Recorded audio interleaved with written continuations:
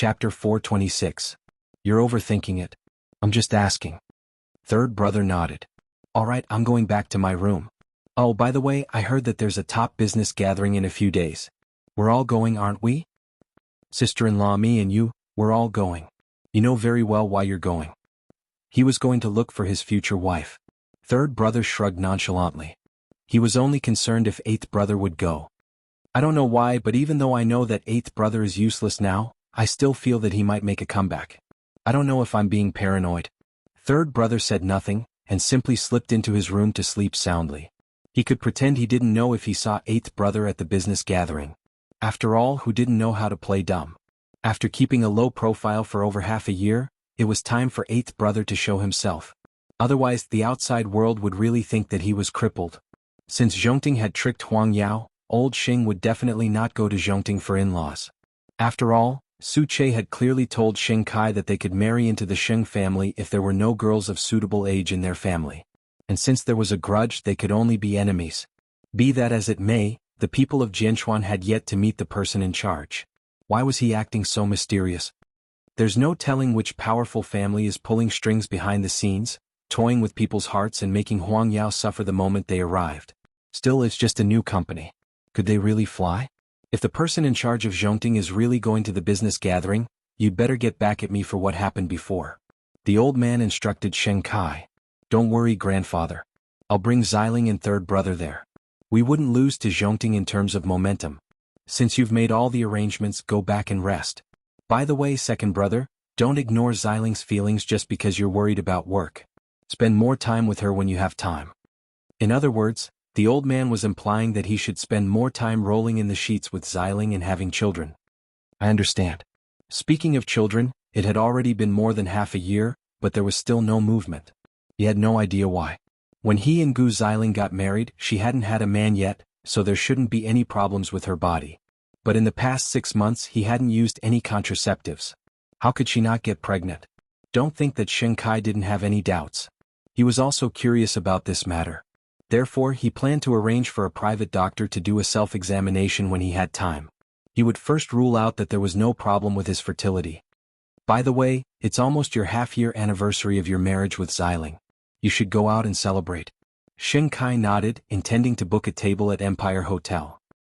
Although it was a contract marriage, over the past 6 months, the couple had been acting like they were the real deal. It was hard to tell if they were acting or not. No matter what, as a husband he had to fulfill his responsibilities. So he asked his secretary to make arrangements to book a table and prepare flowers for their half-year anniversary. Feng Shanshan had lost a child, but that B***starred was drinking and dating beautiful women in a hotel.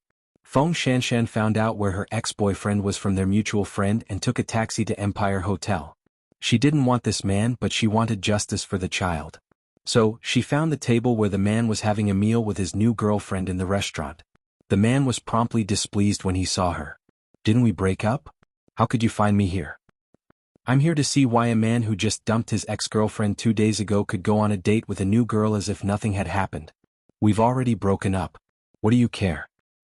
I'm not trying to care about trash like you. I just want to tell this new sister that this man never wears a condom in bed. You could get pregnant by accident and then lose it to him just like me. The girl felt disgusted at those words and rose from the table. Sorry, I'm leaving. What do you get back by doing this? I don't want to get back anything. I just want to see you disgusted. Slap. There was a loud noise and Feng Shanshan was slapped in public just like that. I gave you face but you don't want it. Meanwhile, Sheng Kai and Gu Xiling were in the open-air restaurant. Feeling their mood affected by the commotion, they called for the hotel manager. What are the security guards doing in this hotel? I'm really sorry, Chief Sheng and Mrs. Sheng. We'll take care of it right away. With that, the hotel manager led the security guards to Feng Shanshan and the scumbag. I'm sorry, but could you please leave? You've seriously disturbed other customers.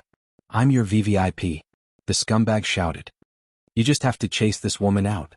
Feng Shanshan saw Sheng Kai and Gu Xiling not far away. She had seen both of them when she visited the Sheng family. Still, they probably wouldn't remember her. No, they wouldn't stand up for her even if they remembered her. Who did she think she was? In the end, it was Mu Chichi who called. The professor is asking why you're not here yet. What time is it? I'm in Empire Hotel. I'm in a bit of trouble. For some reason, Feng Shanshan had the illusion that Mu Qiqi might be willing to help her. In Mu Qiqi's opinion, that woman loved to torment. Of course, she could understand that Feng Shanshan's current mood was exactly the same as Lu Qianshan's before. Even so, wouldn't you be digging your own grave if you went looking for trouble? Miss, please leave, my friend will be here soon.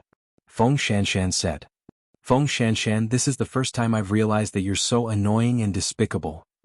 This time, Feng Shanshan didn't hold back and promptly slapped the scumbag across his face.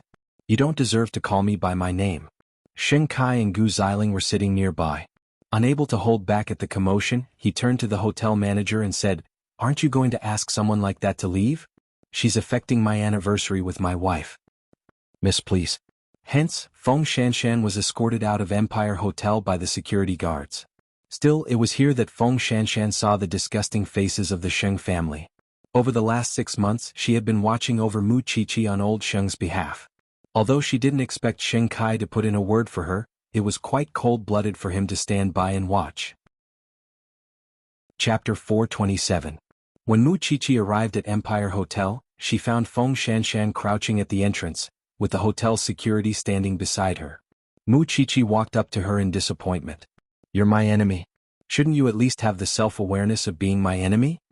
Feng Shanshan looked up, her face streaked with tears.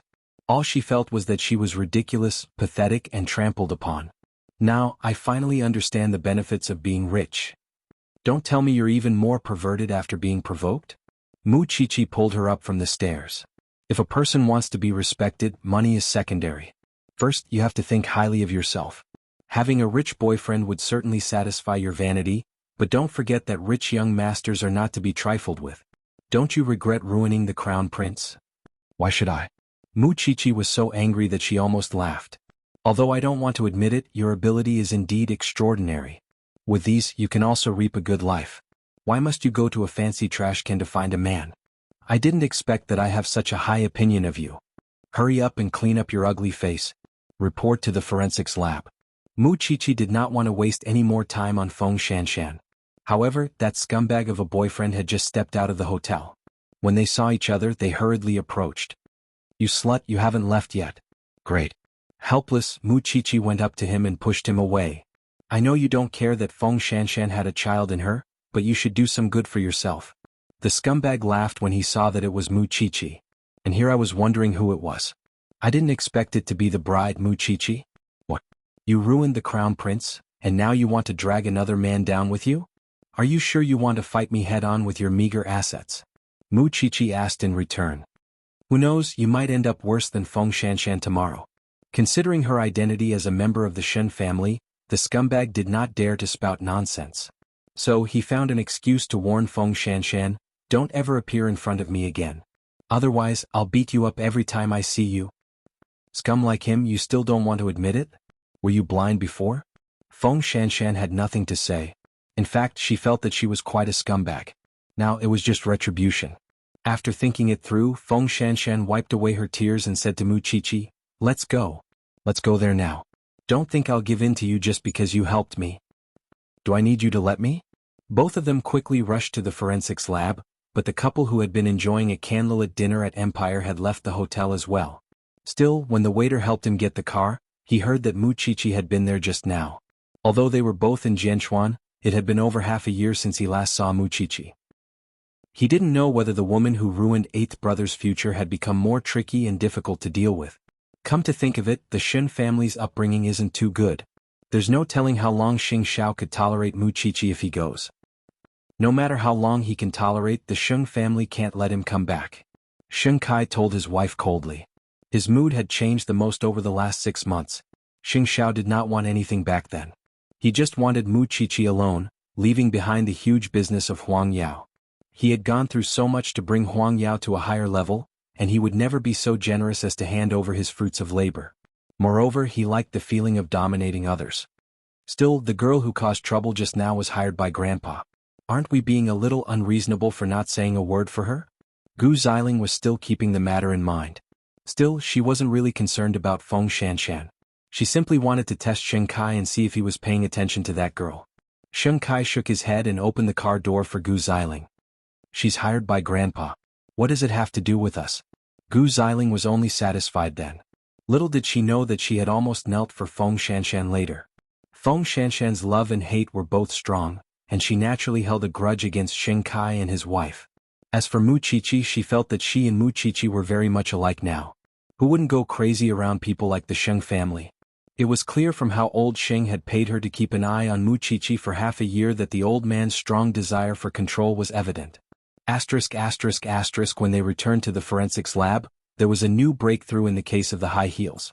First, they had confirmed that the murder weapon was an extremely sharp knife, and that the knife was made with the aid of a certain instrument, which was why it didn't take much effort to cut off the victim's limbs. Secondly, he confirmed the connection between the high heels. All three girls had bought them from the same online store. With this information, they could lock onto the next shoe buyer and ensure their safety. Both Mu Qiqi and Feng Shanshan breathed a sigh of relief when they had a clue. At the very least, there would always be good things happening and not everything would be so terrible. Unwittingly, it was late into the night. When Mu Qiqi was about to leave, Feng Shanshan suddenly told her, "Do you know why I was chased out of the hotel?" Mu Qiqi frowned. Because the current crown prince of the Sheng family and his new wife were celebrating their 6-month anniversary up there, and he said that I was disturbing them. So, the Sheng family is really annoying. Mu Qiqi sneered and returned home. She felt much more relaxed now that there was a clue to the case. Still, she was a little tired after so many things had happened today. Come to think of it, Feng Shanshan is really an idiot. She knew that going to that scumbag was overestimating herself, and yet she still went for it. Perhaps she wanted to die with him? Xing Xiao smiled softly. Blah. That scumbag wouldn't be hurt even if she blew herself up 10 times. Mu Qiqi retorted. That's why a girl has to be clear about people. And did you know Xiao Xiao? Second brother has really changed a lot. He's so powerful now. I've never doubted his ability, but he's never been a strong-willed person. That was why Xing Xiao trusted third brother more than Xing Kai. And as it turned out, he had the right eye. Chapter 428. That's why I'm bringing you to the business gathering in a few days. I know, Xiao Xiao. But, can't you make that scumbag Feng Shanshan pay the price first? He provoked me today. He said that I ruined you. Mu Qiqi was angry at the thought.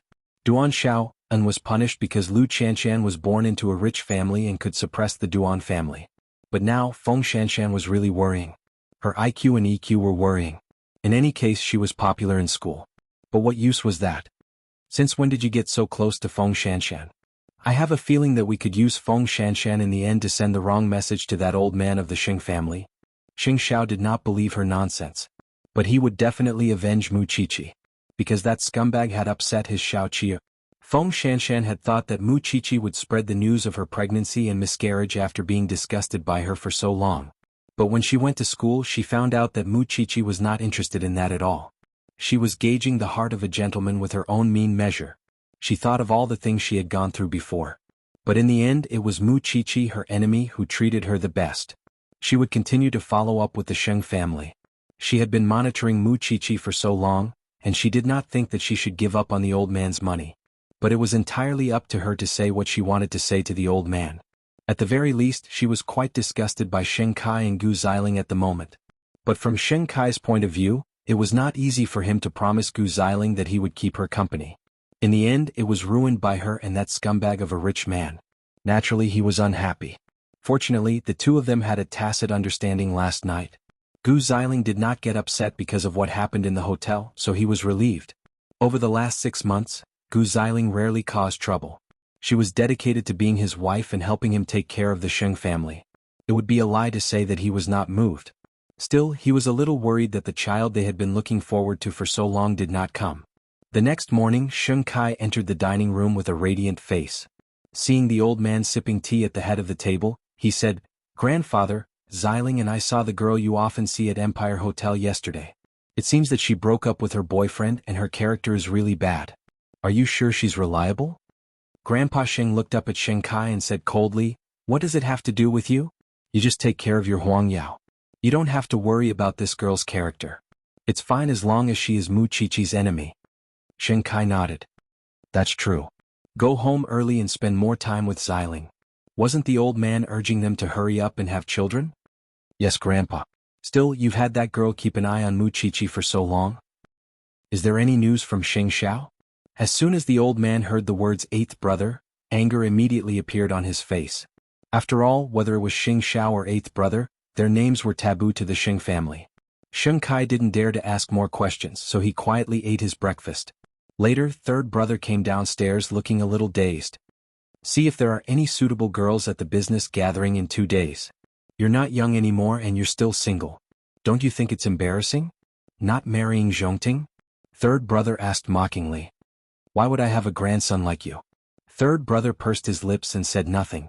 Ever since eighth brother left, the sharp conflict in the family had calmed considerably, mainly because third brother had a strong will to live and was good at smoothing things over. Still, he knew that it was temporary. After the business gathering, the Sheng family would probably blow up again. After Feng Shanshan had a falling out with her scumbag ex-boyfriend at Empire Hotel, her ex-boyfriend had left her things at his doorstep and called her on purpose, telling her to go get them. In truth, he was trying to humiliate her. After all, Feng Shanshan was the one who had mocked him in public that day. Moreover, the little beauty he was going out with was ignoring him. Feng Shanshan was in the forensics lab when she answered the call, and found that Mu Chichi was looking at her when she hung up. Is eavesdropping a habit of yours? I just don't get it. Why do you have that scumbag's number in your phone? Mu Chichi crossed her arms and shook her head. Besides, are you really that stupid? Are you really going to be greedy for those things? I don't think those things are important, but the only photo of my parents is in my suitcase. I have to get it back. Feng Shanshan replied. He wouldn't be so kind as to let you get it. If it were me, I would just throw it away. Isn't that scumbag's intentions obvious? It's none of your business. With those words, Feng Shanshan took off her white coat and left the forensics lab. Of course, Mu Chichi wouldn't stick to the cold shoulder since Feng Shanshan had put it that way. She simply called Xing Xiao even though she felt that it was a waste of his time. Su Che quickly received Xing Xiao's order to contact the scumbag's parents. It was easy to deal with someone like that since it was just a small company. Feng Shanshan returned the car to the scumbag and hailed a cab to his mansion. However, when the scumbag saw Feng Shanshan, he pointed at a nearby trash can and said, "Your things are in there. You want them? Go get them yourself." Feng Shanshan knew that it would be such humiliation, and she had to admit that being with that scumbag had pushed her to the limit of her tolerance. That was why she went to the trash can without a word and started to search for the photo.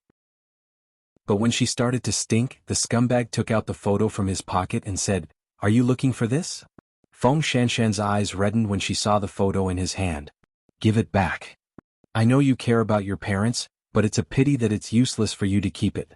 They've already started their own families, so why don't I tear it for you?" With that, the photo was torn into 2 halves in the scumbag's hand. "We've been together for years.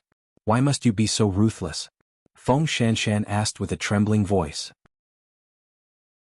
Chapter 429. Give me back the photo. You can do whatever you want.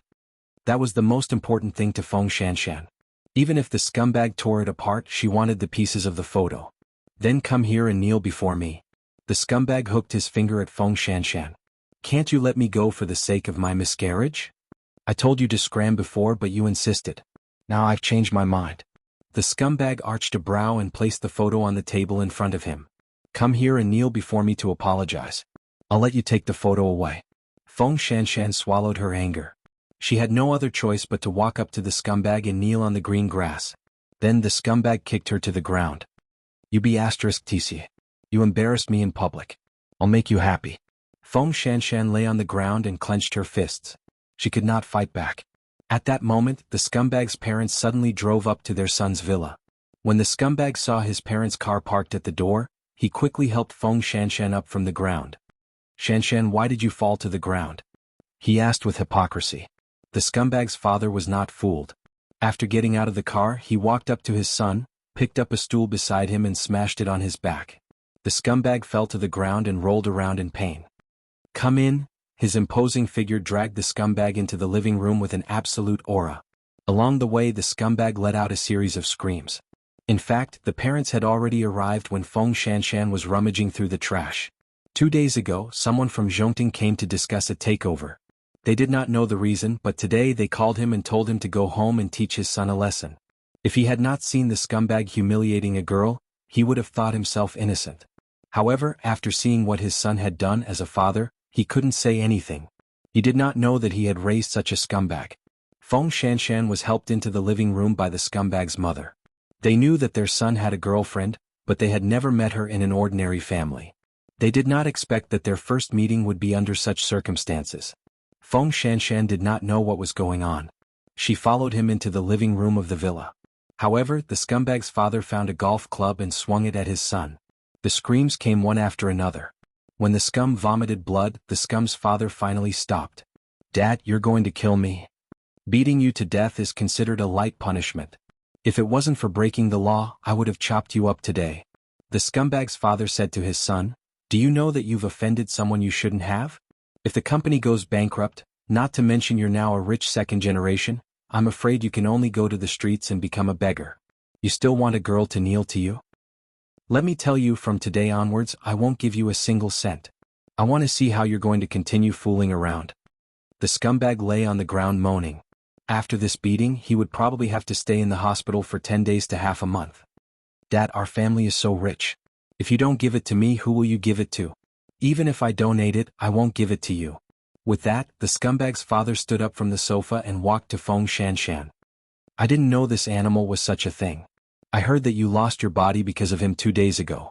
I don't have anything here and I don't know how to compensate you. I can only express my sincerity and hope that you can live a happy life in the future." Feng Shanshan looked at the father and did not take the check. She only said, "I haven't used his money in the years I've been with him, so I won't take it now. I've driven the sports car and other things, but I've returned them. I broke the card he gave me as a breakup fee and threw it away. I only want the photos of my parents." With that, Feng Shanshan turned around and planned to leave the scumbag's house. When the scumbag's father heard what Feng Shanshan said, he kicked the scumbag a few more times. "I hope that when you go back, Miss Feng, you can put in a good word for me in front of the person in charge of Zhongting. I will definitely take care of my son later." Feng Shanshan did not understand what the father meant. She simply picked up the photo of her parents from the garden and left the scumbag's house. At the very least, she had seen the scumbag get beaten up with her own eyes just now, and it was a relief.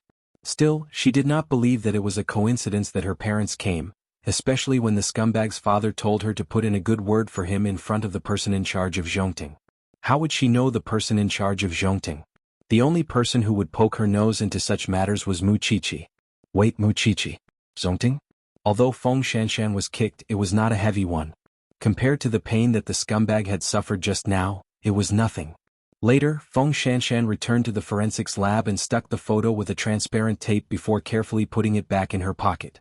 Mu Chichi said when she saw it when she was done with her experiment, "I couldn't tell that you're such a filial son. Why are you always peeking at others? Get it straight. You're in the forensics lab and such an obvious place is for people to see. You could have stuck it back at home otherwise." Feng Shanshan had nothing to say. Pausing for a moment, she then said, "You helped me today, didn't you? What does that have to do with me? Otherwise, no one in this world would care about me," Feng Shanshan said. "The photo you saw just now was when I was 15 years old. It was the last photo of my parents before they divorced. After that, the two of them started their own families. Other than giving me a fixed amount of money every month, they didn't ask about anything else. But why would I tell you that? What happened to you at the Mu family back then is no less spread and not much better than me." Mu Chichi said nothing and simply washed the utensils in silence. "Your family built Zhongting, didn't they? Or perhaps the crown prince built it? How so? Otherwise, I can't think of any other reason why someone from Zhongting would help an annoying stranger like me." At those words, Mu Chichi turned to look at Feng Shanshan. "So, are you going to tell the Sheng family?" Feng Shanshan smiled but said nothing. Chapter 430. Come to think of it, it was time for her to complain to the Sheng family. One night later, Feng Shanshan asked Mu Chichi as she was leaving the forensics lab, "Do you want me to tell the Sheng family?" "I really don't need that. It's up to you." The two of them still maintained this kind of atmosphere. As long as they were together, they would be at daggers drawn. Especially in school, Feng Shanshan still had many good friends, while Mu Chichi was still a lone wolf. But for now, Feng Shanshan would not really cause trouble for Mu Chichi in private.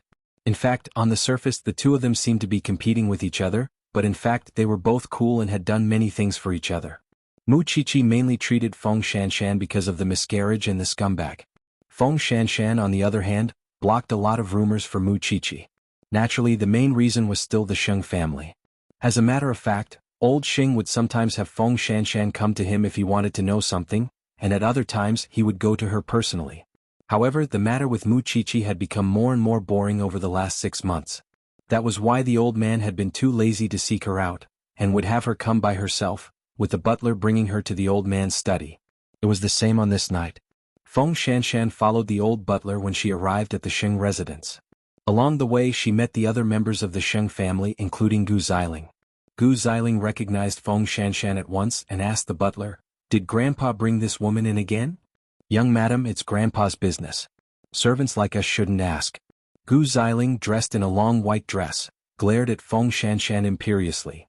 "We've met at Empire Hotel." "I remember." Feng Shanshan's words held a hidden meaning. "I don't understand why Grandpa would think so highly of you. Perhaps you have something special about you, but I was a little surprised when I saw you that day at the hotel. I think that you should at least maintain your basic manners as a woman, and don't cross the line again." "I don't think I have to listen to your teachings, young madam," Feng Shanshan retorted stubbornly before turning to the old butler. "Let's hurry inside." Gu Xiling was stunned. It seemed to be the first time she met such a stubborn person. No, it was the second time. Mu Chichi was one of them. Was that why the old man valued this woman so much that she kept an eye on Mu Chichi? Birds of a feather really do flock together. Feng Shanshan did not take Gu Xiling's words to heart. She only had one boss and that was Grandpa Sheng. A moment later, the two of them entered the old master's study, where the old master was practicing calligraphy. "Chairman, I'm here to report as usual. There's nothing special, let's go back," Grandpa Sheng said. "However, you haven't seen Xing Xiao even once in such a long time."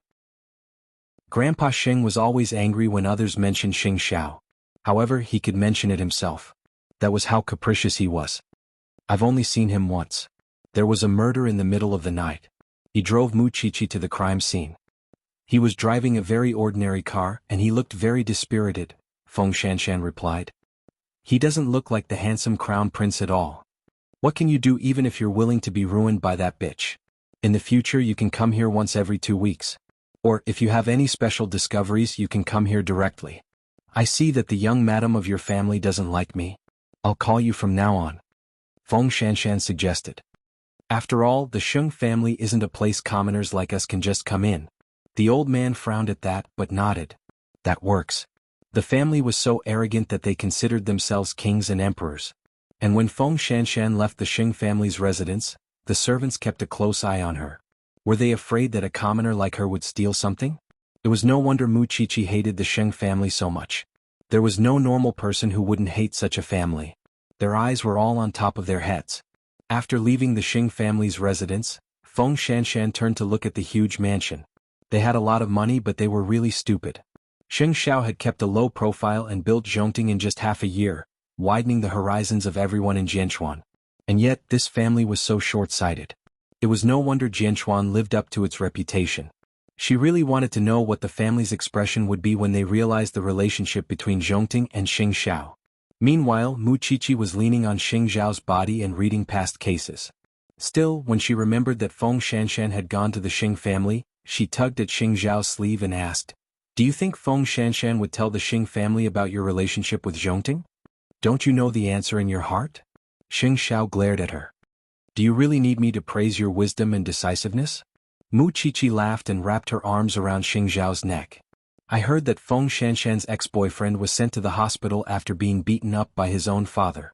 Suche is so reassuring. You vented your anger?" "Of course I vented my anger with my husband. It feels good." Xing Xiao pressed down on Mu Chichi's head to stop her from moving around. This little one was getting better and better at flattering people. He wondered if there would come a day when she would climb onto his head and pee on it. "So, when is the business gathering?" "In 2 days," Xing Xiao replied. "I'm getting a little excited just thinking about it." Mu Chichi chuckled. On the next day, Mu Chichi and Feng Shanshan ran into each other in school.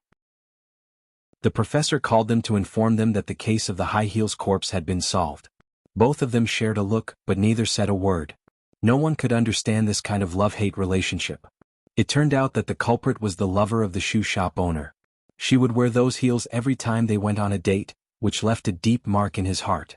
Later, when he found out that the woman was wearing red heels with someone else, he killed her in a fit of impulse, chopping off her limbs and throwing her into the sewers. From then on he hated anyone who bought these red high heels. That was why he pretended to be the man's lover and continued selling shoes online. He would get the address of anyone who bought those red heels, and kill them to vent his anger. To experience that pleasure, he even built a machine with his own hands that could instantly remove the limbs of a corpse. Chapter 431. The top business gathering would be held in the Grand Houston Square in a day's time. On that day the representative of Zhongting would really be there. This time it was not a fake news. But before that, Sheng Kai took the time to do a physical checkup. Once the results were out, his personal doctor immediately called him and asked him to make time to see the doctor. Sheng Kai did not tell Gu Xiling about it. It was a man's pride anyway.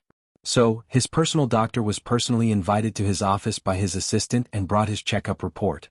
"Chief Sheng, I'm afraid you need to go to the hospital for a more comprehensive checkup," the doctor suggested as he placed his examination report on the table. "I suspect that you have immune infertility." Sheng Kai's expression changed when he heard that. "Explain clearly."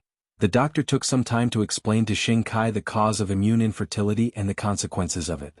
"But there is no big problem in that aspect of my life. There may be a hereditary history," the doctor explained. "Can it be treated?" "Of course, but I need your cooperation." Sheng Kai could cooperate, but he did not want anyone to know that he could not have a child, especially Gu Xiling. It was a man's pride. "I can cooperate, but I must make sure that no one else knows." With his current physical condition, it was almost impossible to get Gu Xiling pregnant. So that night, even when Gu Xiling took the initiative to invite him, he did not have the intention. Instead, he was in a state of alertness and irritation. "What's wrong?" Gu Xiling had never seen him like this. "I'm just too tired from work." "It's nothing. Go to sleep." Sheng Kai explained and comforted Gu Xiling. Gu Xiling thought that he was under too much pressure, so she didn't ask much and quickly fell asleep. However, Sheng Kai couldn't fall asleep no matter how hard he tried. He could not even give Gu Xiling a child. If this matter were to spread, his reputation as the CEO of Huang Yao and the head of the Sheng family would be ruined. He would become a laughing stock. After all, not many men could endure such humiliation. The next day, Xing Xiao went to the Shen family before heading to Zhongting. After all, Shen Jianchuan was the one who made him who he was, which was why in his heart Shen Jianchuan was his father just like Papa Sheng. The reason why he went to the Shen family was to ask Shen Jianchuan if he wanted to attend the business gathering that night. Shen Jianchuan knew that he had already decided to reveal his identity. He did not want to monopolize this identity, so he was willing to share it with him. However, Shen Jianchuan was more willing to be the person behind the scenes. After all, it was the era of the young. It was safer for the older generation to hide at the back. "I will remember your kindness. But I hope that you will use your kindness on my daughter. I am satisfied with your performance so far. As for the business gathering, it is an occasion for you youngsters. I will stay at home and fish with the old man." Shen Jianchuan had his reasons for not attending. After all, the whole Shen family was in the limelight now. It was better for him to stay away from them so that his brother could be the mayor for a longer time. "When Chi'er turns 20, I plan to bring her abroad for registration. It doesn't matter if you have that piece of paper." Shen Jianchuan was not in a hurry. He wanted to keep his daughter for a few more years anyway. "Dad, you should find yourself a partner." Shen Jianchuan smiled and waved for Xing Xiao to leave. "Go do what you need to do. Why bother with an idler like me?" Xing Xiao did not stay long at the Shen family. Their houses were too close and it was convenient for them to visit each other. Still, before Xing Xiao went to Zhongting, he told Su Che to send the gown he had made for Chi-er to the villa so that she could try it on. Now the little one's figure was becoming more voluptuous. Xing Xiao did not want other men to stare at her, but he did not want to overshadow her beauty either. "Tonight, let's watch a good show." The Sheng family would not be prepared for it, since Xing Xiao had hidden it too well over the last 6 months. And Jing Yun would attend the gathering with Sheng Minglan. Of course, all he was interested in was watching the Sheng family put on a good show. At 6 in the evening, Sheng Minglan was changing at home. When she saw that Jing Yun had changed too, she said, "Why don't we go with Chi? Let them go alone. It would be more surprising that way." Sheng Minglan thought about it and nodded. She felt a surge of emotions at the thought of Xing Xiao returning to his peak. Meanwhile, third brother had changed into a dark green suit and a bow tie as he came downstairs. When he saw that Sheng Kai and Gu Xiling were dressed up, he gave them a thumbs up. What a perfect match. Sheng Kai was wearing a dark blue handmade suit, while Gu Xiling was wearing a white halter dress. Although they were beautiful in such cold weather, were they not afraid of catching a cold? Of course, to Xing Kai, it was enough to save face. He had never been particularly concerned about Gu Ziling's health, especially after he found out what was wrong with him. He was even more afraid to talk about health. Hence, the trio got into the Lincoln Stretch limousine. Meanwhile, third brother was tidying his sleeves along the way, and could not help mocking himself. I'm still lacking a woman. Having a lady from a good family like sister-in-law for a wife is such a relief. Grandpa is asking you to go so that you can find someone who understands you. Gu Ziling quickly said. We'll meet the person in charge of Zhongting soon. I really want to know who the person who made me pay 6.5 billion is. Third brother pretended not to understand, and pretended to be a depressed youth as he looked out the window. Otherwise he would have laughed out loud. It was not that he had anything against Huang Yao or second brother, but eighth brother's brain had been specially made by God. Anyone who dared to compete with him in the business world would only be asking for humiliation. He just hoped that second brother would not have a heart attack from his anger tonight. Since he was the CEO of Huang Yao, the trio were invited to the main hall when they arrived. There were no less than 100 guests in the hall that resembled a heavenly palace. Third brother searched everywhere for Xing Xiao, but he did not seem to have arrived. If that was the case, he could get to know the little beauty who was already there. Chapter 432. Over the last 6 months, few have seen his true face. Could he be so ugly that he doesn't dare to show his face? We're all businessmen of Jianchuan. Why would he be afraid to show his face? Didn't he make the people of Huang Yao suffer in silence just days ago? Everyone in the venue was speculating about the CEO of Zhongting. It was clear how mysterious he was and how much they wanted to scratch their hearts. But the more it was so, the more Xing Xiao planned to arrive late. Wouldn't everyone's eyes be on him then? Soon, a Rolls-Royce Phantom stopped at the entrance of the venue. Xing Xiao was dressed in a vintage flaxen suit, and led Mu Qiqi, who was wearing a starry sky dress, into the venue. Am I seeing things? Why do I see Xing Xiao coming in? I think I see him too. Is Xing Xiao here? The man who had shaken the world half a year ago was rumored to have been utterly ruined by a woman. Why would he be here at such a grand business gathering today? Moreover, looking at his appearance, he looked so heroic and vigorous. Where did he look like he was defeated? Everyone in the venue watched as Xing Xiao led Mu Qiqi and Su Che into the venue. Of course, the esteemed guests did not seem to have connected Xing Xiao with Zhongting, and were therefore very puzzled by his arrival. Only the bigwigs who worked with Xing Xiao quickly came up and shook his hand. Chief Xing, we welcome you. Yeah. I thought you wouldn't come to a gathering like this since you're so busy every day. Xing Xiao smiled in return and turned to Xing Kai nearby. Wait, what's going on? Isn't the Crown Prince of Huang Yao's second young master Xing Kai now? Don't talk nonsense. Chief Xing coming to the gathering has nothing to do with Huang Yao, because he's now the CEO of Zhongting. A friend who was close to Xing Xiao explained for him. With his explanation, everyone came to a sudden realization. So he's the CEO of Zhongting. Oh my God, this means that he has been developing the military industry for the past 6 months. It's not like what the rumors say, that his future was ruined by a woman. Now all the guests were shocked. The former crown prince of Huang Yao, whom they thought would never rise again in this lifetime, had developed an impressive military enterprise in just half a year. Xing Xiao had thought that there was nothing left after he left Huang Yao. In the end, he became the CEO of Zhongting. This was probably the most powerful slap in the face in the world, right? Listening to the shocked voices of the guests, one could tell how much Xing Xiao had shocked them. Not far away, Xing Kai was in disbelief too. Grandpa had sent someone to keep an eye on Mu Qiqi. Everyone in the Shin family had said that Xing Xiao was a poor son-in-law. But who would have thought that? This person actually managed to pull the wool over everyone's eyes. Actually, he had long been full of ambition and was already plotting something else. No. Xing Kai felt humiliated because it meant that Xing Xiao did not care for Huang Yao at all. That was why he left the Sheng family in such a manner, and established Zhongting in just half a year. This person did not just betray his family. And it was not just Xing Kai.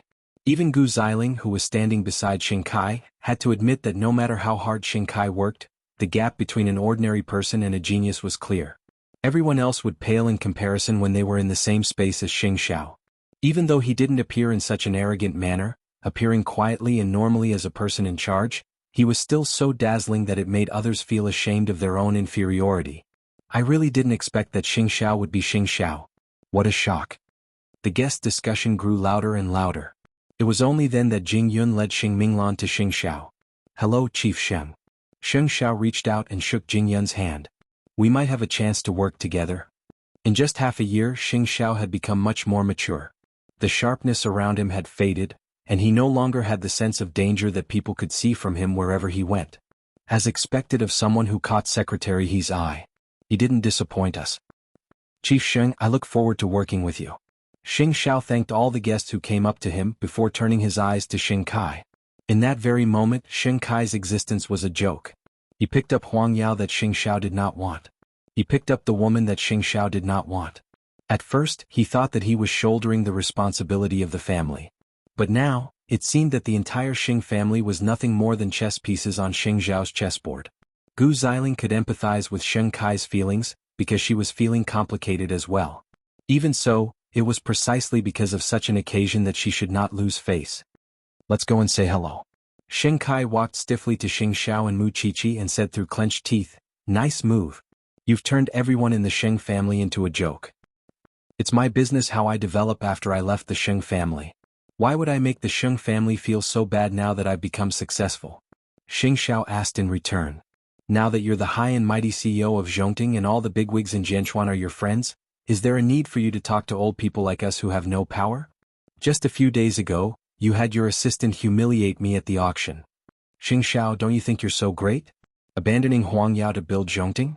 Xing Xiao said nothing in response to Xing Kai's question, but Mu Qiqi did. In half a year, she had become even more mature and beautiful. "Don't think too highly of yourselves. Xiao Xiao left the Sheng family to escape old Sheng's control. Don't you know what's bothering you? It's been half a year and you're still as sharp as ever." Xing Kai retorted. "You're the one who took him away. Xing Xiao was fine at home back then, and would he have left if not for you? So, I've given you the position of the CEO, the shares, and you've become the boss. Now, you're blaming Xiao Xiao for abandoning his responsibilities? Aren't you ab***tish now?" Mu Qiqi was not to be outdone. "Why is the Sheng family so hateful? Why is everyone so full of themselves? When you want Xing Xiao to manage Huang Yao, he has to work without complaint, and when you want power you kick him out and send people to keep an eye on him every day. Now you're jealous when he's making it big? Mu Qiqi." Xing Kai's voice was a little louder now. Chapter 433. Gu Xiling stopped Xing Kai at that and stared at them. "If you're here to show off today, you've achieved your goal. Can you let us go now? You're the ones who won't let go of yourselves." Mu Qiqi replied. "Let me formally introduce you. This is Xing Xiao, the CEO of Zhongting.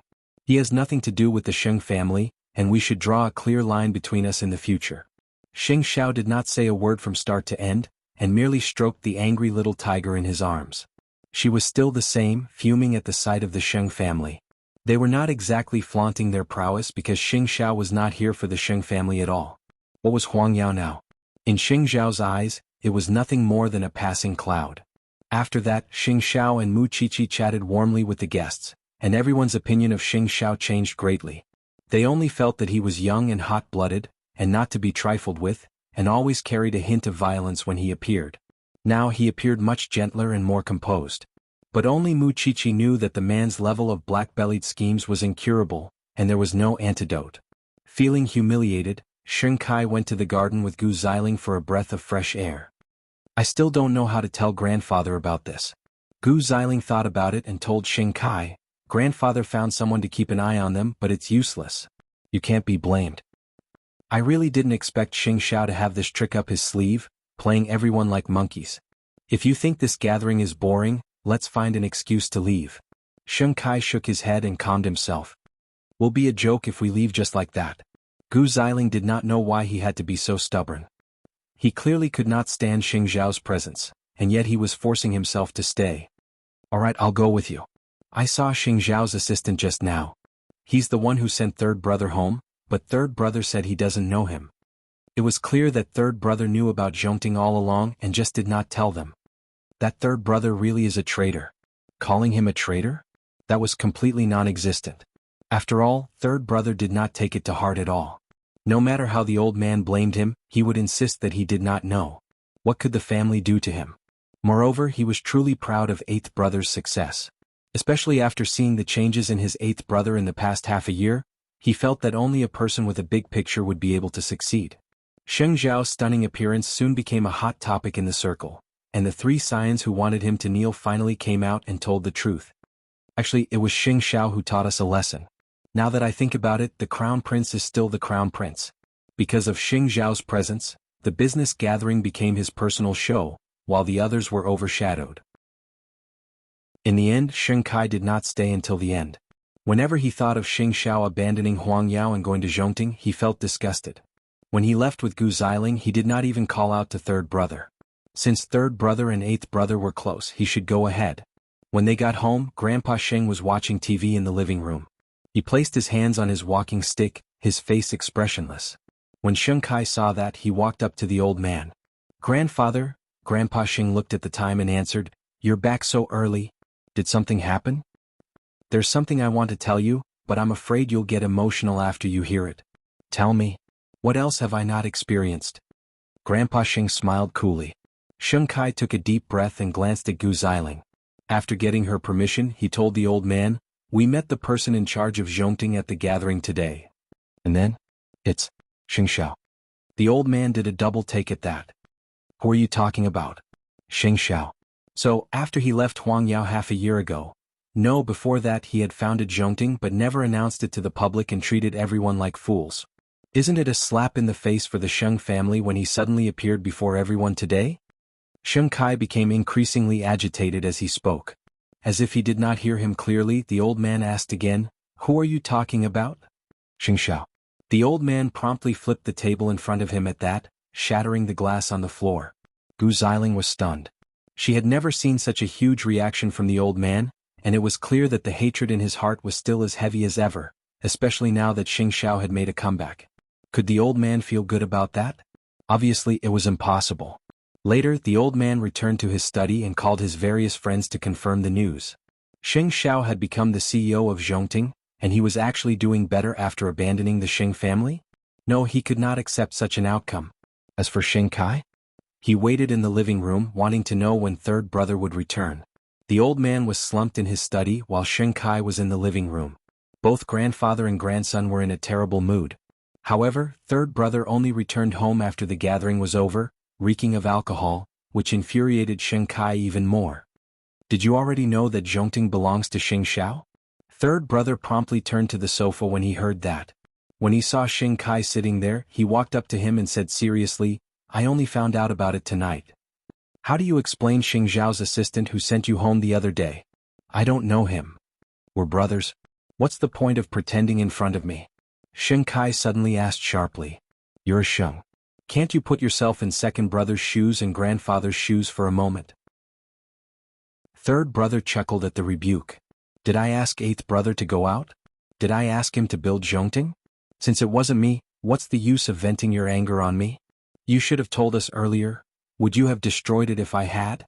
Third brother finished Xing Kai's words. "Second brother, you know very well what you've become over the last 6 months.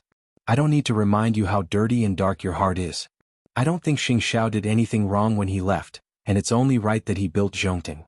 Why are you so angry and jealous?" Chapter 434. Slap. There was a loud sound and the living room became very quiet. Realizing that he had gone too far, Xing Kai promptly sat back down on the sofa. Meanwhile, third brother smirked coolly, clutching his smacked cheek.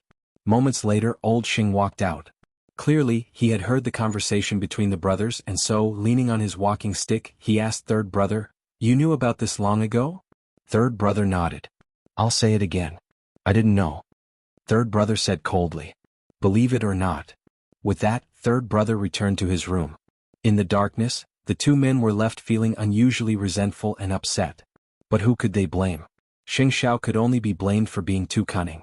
Even Feng Shanshan could not see through Mu Qiqi, and it appeared that the Sheng family would not be able to sleep that night. On the other hand, another group of people were seething, the magazine media. Look at how legendary Xing Zhao's story was. Over the last 6 months, everyone had assumed that they could trample over Xing Zhao's head. They did not expect that Xing Xiao would be so tenacious, developing Zhongting to where it was today without anyone knowing. It was truly unimaginable, and amply proved that Xing Zhao's ability was not something mortals could compare to. Early next morning, photos of Xing Xiao and Mu Qiqi at a business gathering were published everywhere. They certainly looked like a perfect match, a perfect match. Papa Xing was reading the newspaper in the dining room early in the morning, and asked when he saw Xing Xiao coming downstairs, "How did the Xing family look yesterday?" Second brother left halfway. Xing Xiao replied. His mental fortitude is really lacking even though he's the CEO of Huang Yao. Papa Xing said, putting the newspaper aside. And don't even mention the old one in the family. Who cares about them now? Mama Xing came out with a glass of milk and sat beside her husband. I just want the whole world to know about my son. It's been so stifling over the last 6 months. No matter what, you have to be careful. Your father is working all day and I have my own things to do. You don't have to worry about danger. As for Xiaoqi, you have to take care of him. Mu Qiqi slept until the middle of the morning.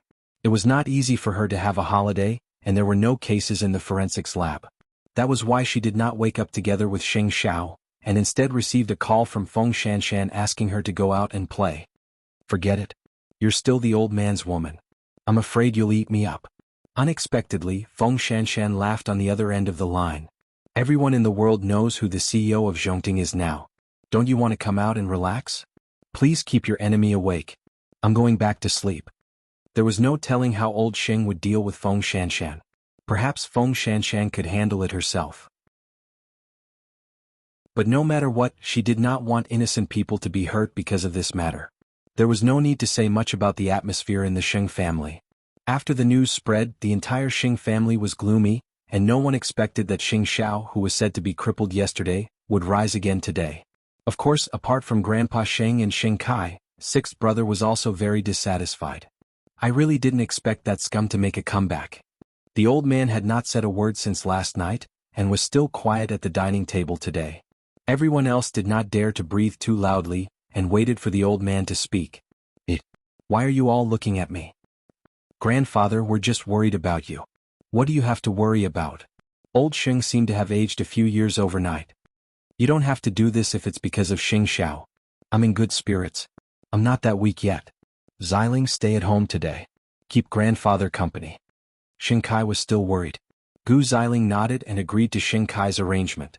In truth, everyone knew that who would be happy after something like this happened? Only third brother was eating and sleeping as usual.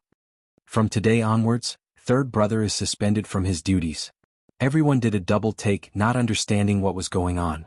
However, third brother knew very well, and rose from the dining table after eating, completely ignoring the old man's words. At that, Xing Kai put down his bowl and chopsticks and asked third brother, "What's your attitude towards grandfather? Don't burn me if you're angry. I'm innocent." With that, third brother returned to his room. Gu Xiling had been quiet for the whole night when she saw how angry her husband and elders were, and finally could not hold back the words in her heart. "Kai, grandfather, I think that Xing Zhao's founding of Zhongting might not be a bad thing for us. Think about it, even if Xing Xiao left the Xing family, the blood of the Xing family still flows in his veins. Even if Xing Xiao wants to draw a line between us, we won't let him. We could still use him to build momentum for ourselves, build relationships for ourselves, and increase our bargaining chips. Think about it. Zhongting might want to target us, but to the outside world, we are just like the Gu family and the Su family, giving Huang Yao another layer of assurance. If that's not profit, what is it?" Xing Kai's eyes lit up at Gu Xiling's words, while the old man's expression was no longer as somber. "Since everyone can't accept Zhongting's existence, why not use it? Isn't that great?" Sixth brother gave Gu Xiling a thumbs up at that. "You're so smart, second sister-in-law. Yes, he abandoned us first. He didn't want Huang Yao, so why do we have to hide from him? It doesn't make sense." As expected, there were two sides to every coin. Meanwhile, Gu Xiling's words made Xing Kai see his wife in a new light. Still, he felt even more guilty because he couldn't give Gu Xiling a child right away. That's why if Zhongting plays the high game, we'll play the high game. What's there to be afraid of? Zhongting was built by grandfather's grandson, and its grandfather's too. Who would dare to say otherwise? In short, Huang Yao was starting to be unreasonable.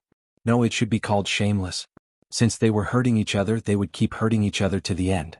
With that, the old man understood because every word Gu Xiling said was right. Chapter 435. Now that Xing Xiao had revealed his identity, it meant that he was officially operating in public in Jianchuan. Now that Xing Xiao had leapt to become the most promising entrepreneur in the country, the media and magazines would naturally fight to interview him. There was even a TV station that invited Xing Xiao to record a financial interview.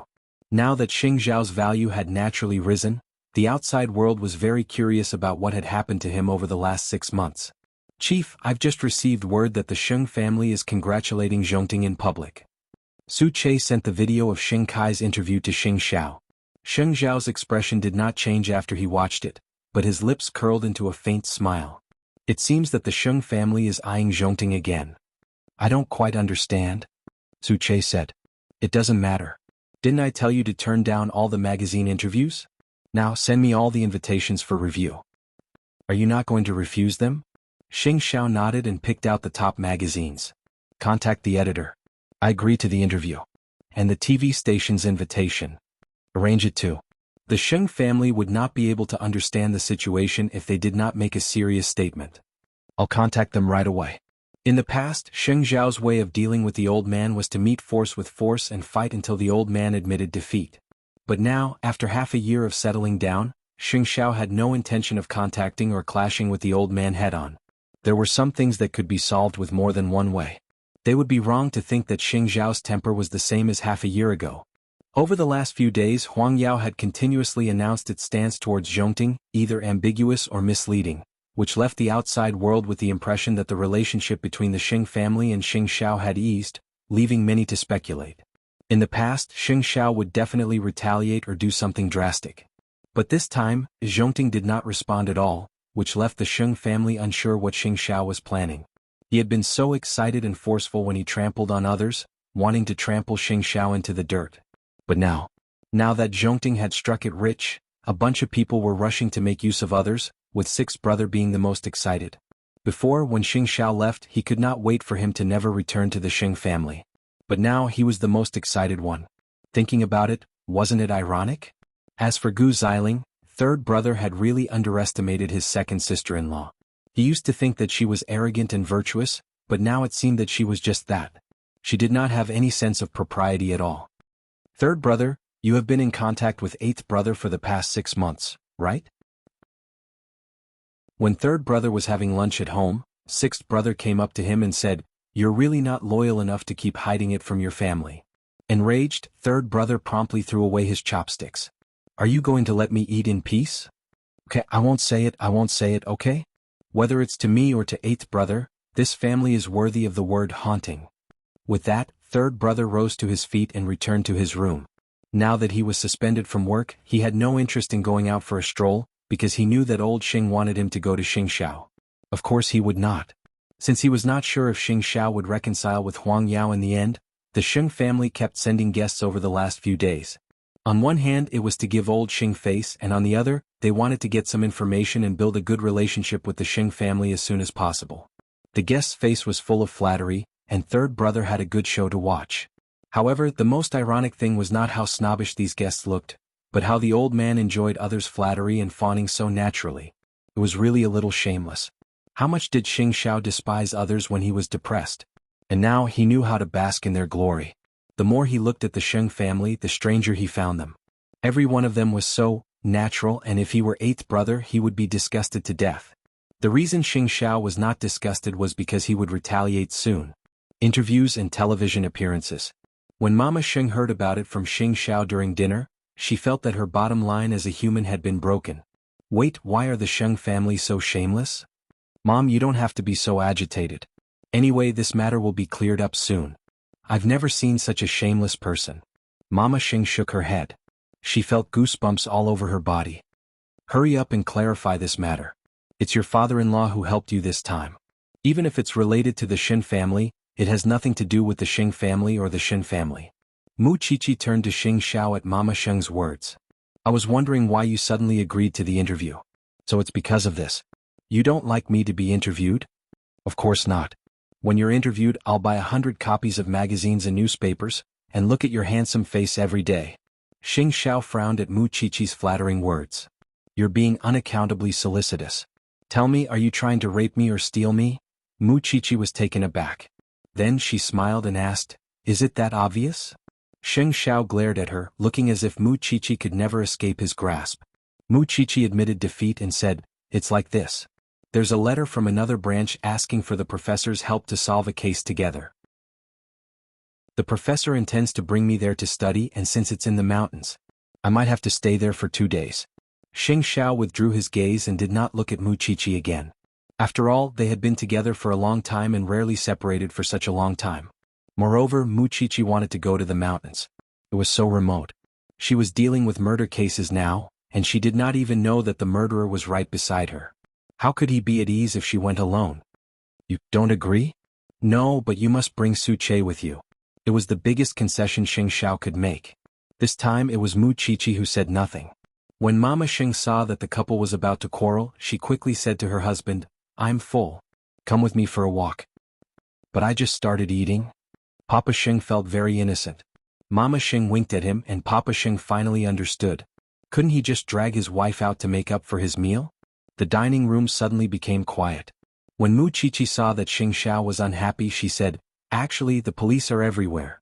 You really don't have to worry." Chapter 436. All I can tell you and teach you is that an eye for an eye is useless in the face of a ruthless murderer. I know that you're becoming more mature now and you might not think that I'm right, but I built Zhongting to prevent others from having the chance to offend you again. If you're by my side, I can give you the most protection. But if you leave me in a place where I can't see you, I'll panic. Xiao Xiao, I know you're worried about me, but I need to grow up too. I'm not fearless just because you've given me complete protection. So, I'll only act under the protection of the police. I won't do things that could endanger my safety. Mu Chichi hugged him tightly. Xiao Xiao, I know you're worried about me, but I need to grow up too. I can't bring Su Che with me because everyone on the front lines is putting their lives on the line to solve cases. I promise you that you can contact me at any time. You're here and the one I love is here. I won't let anything happen to me.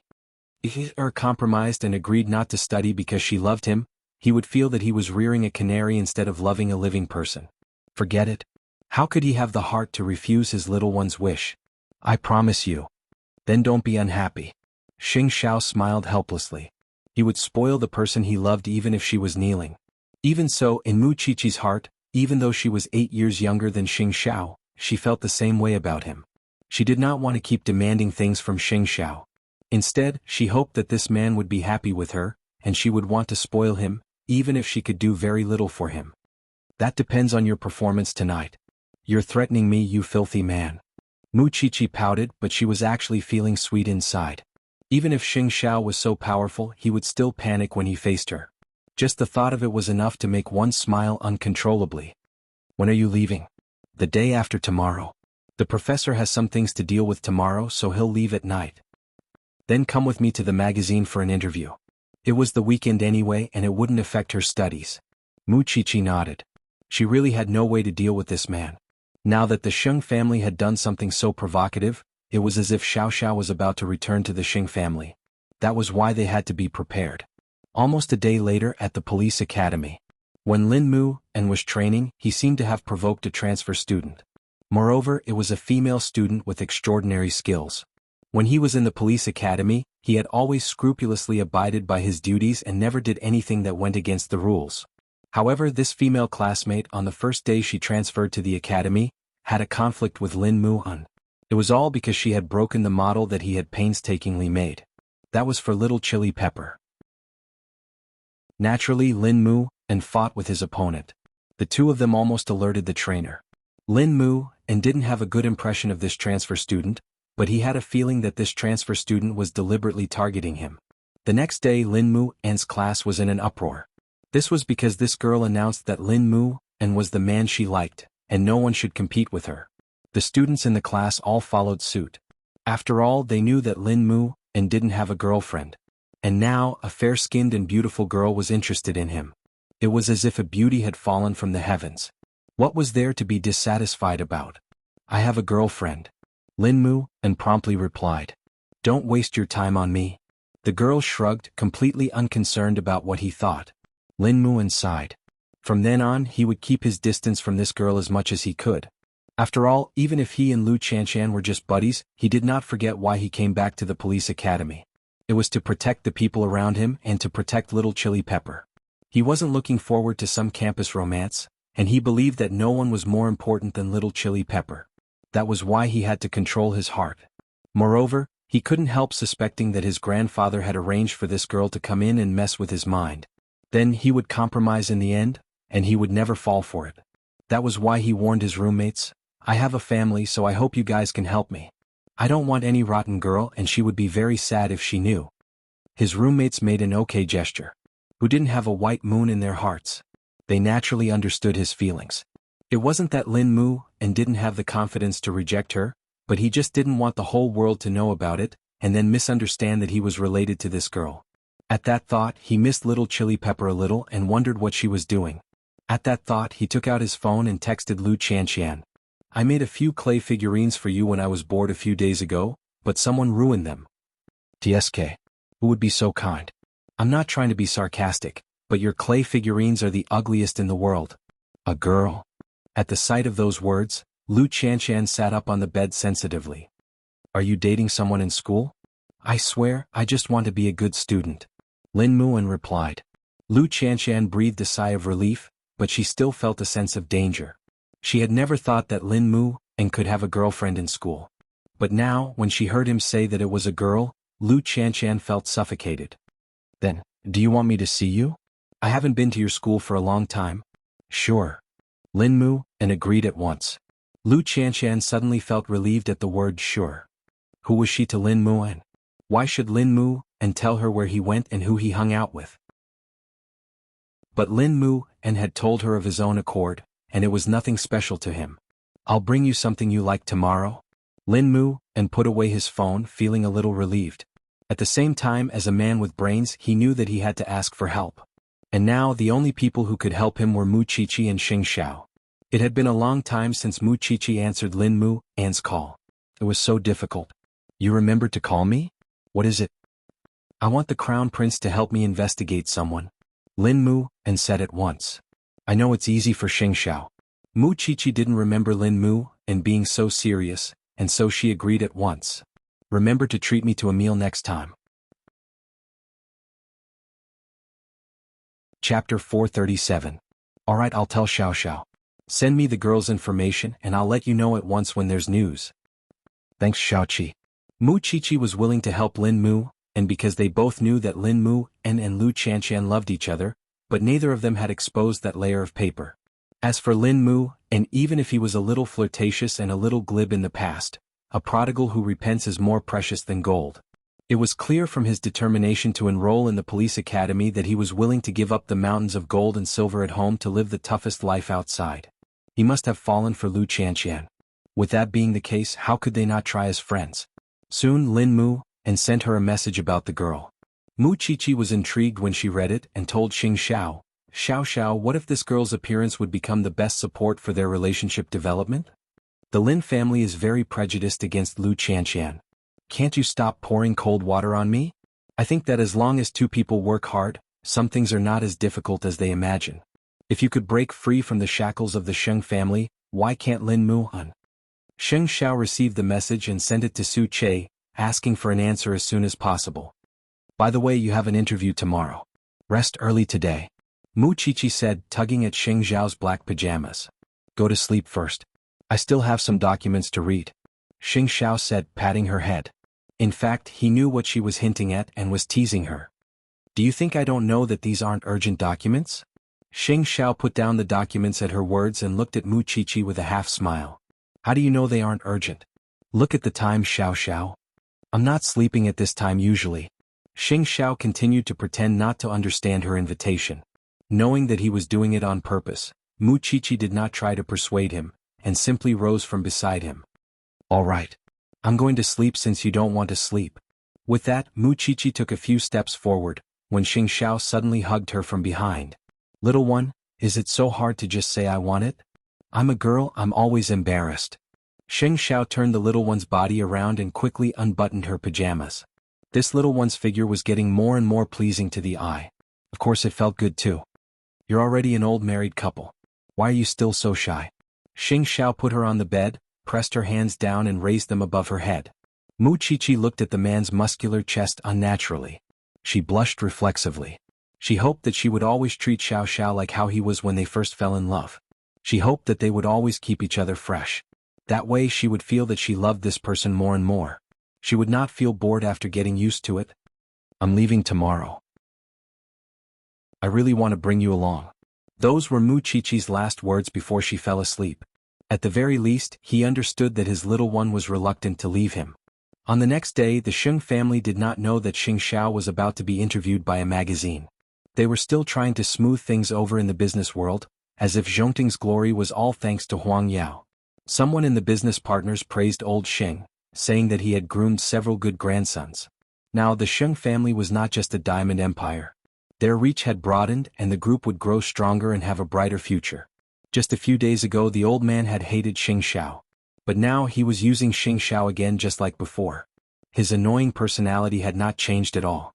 Meanwhile, a reporter from a financial magazine had arrived at Zhongting's guest room. After all, today's interview would be held there. The reporter sent by the magazine was a woman. It must be said that she was very excited to meet this legend. At 10 in the morning, Xing Xiao ended an important meeting and entered the guest room. Meanwhile, the reporter from the financial magazine had made all the necessary preparations and was just waiting for Xing Xiao to enter. Of course, Xing Xiao had personally reviewed the contents of the interview. That was why he was very clear about the specifics of today's interview. Still, the reporters did not expect Muchichi to come in with him. The 19-year-old girl did not appear young at all when she stood beside Xing Xiao. It was as if they were one. She had short, medium hair and fluffy bangs. It was said that the tattoo on her ear was Xing Xiao's English name. Chief Xing, we can start now. Muchichi let go of Xing Xiao's hand at the reporter's words and walked behind the cameraman. After all, she wanted to see Xing Xiao's most handsome side. It's a pleasure to have Mr. Xing Xiao, the CEO of Zhongting, as a guest of our magazine and to be interviewed by us. Your story is now regarded as a legend, and everyone is curious as to what you have gone through in the short span of 6 months. How did you manage to make a company that no one is familiar with soar in such a short time? Can you share with us what you've been through in the past 6 months? Xing Xiao smiled at the question and answered, actually, it was my father-in-law who proposed Zhongting. He asked me if I was interested in developing into a military enterprise, and we did it without hesitation. In the last 6 months, I wasn't living a dispirited life like everyone thinks I am. I've been busy looking at products, meeting clients and running into the headache-inducing problems that most managers would face. As for Zhongting's meteoric rise, I think it's because of the timing.